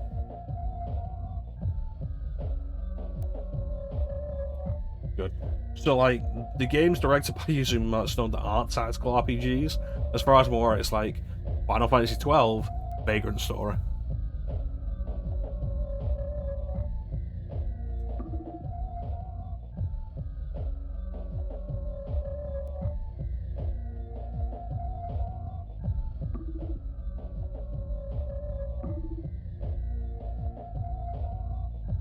So yeah, I'm looking forward to that. I hope you guys do too. Following Vagrant's story, we have the redemption from Amber 92. She redeemed Casper, which is based on the live-action Casper movie starring Bill Pullman and Christina Ricci.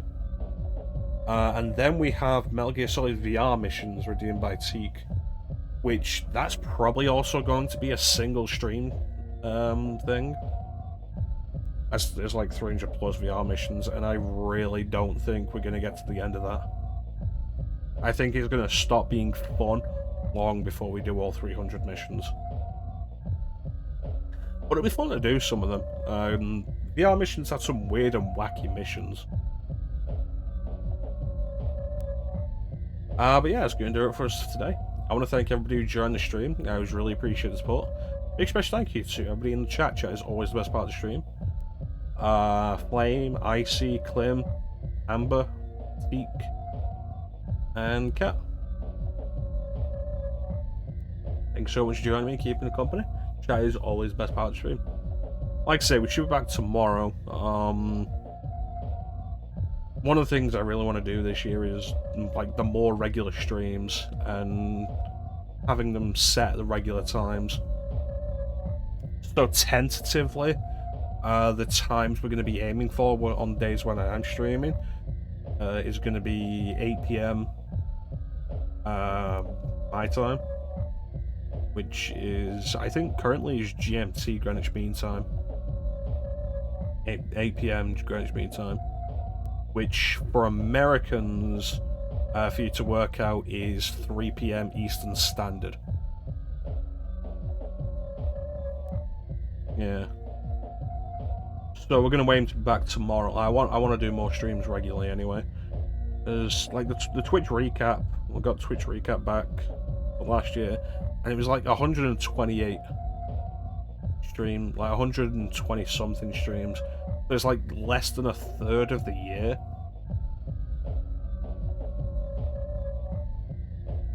Which, like, I don't necessarily need to have streamed more than half of the total number of days in the year, but I'd like to have done more than a third, I think.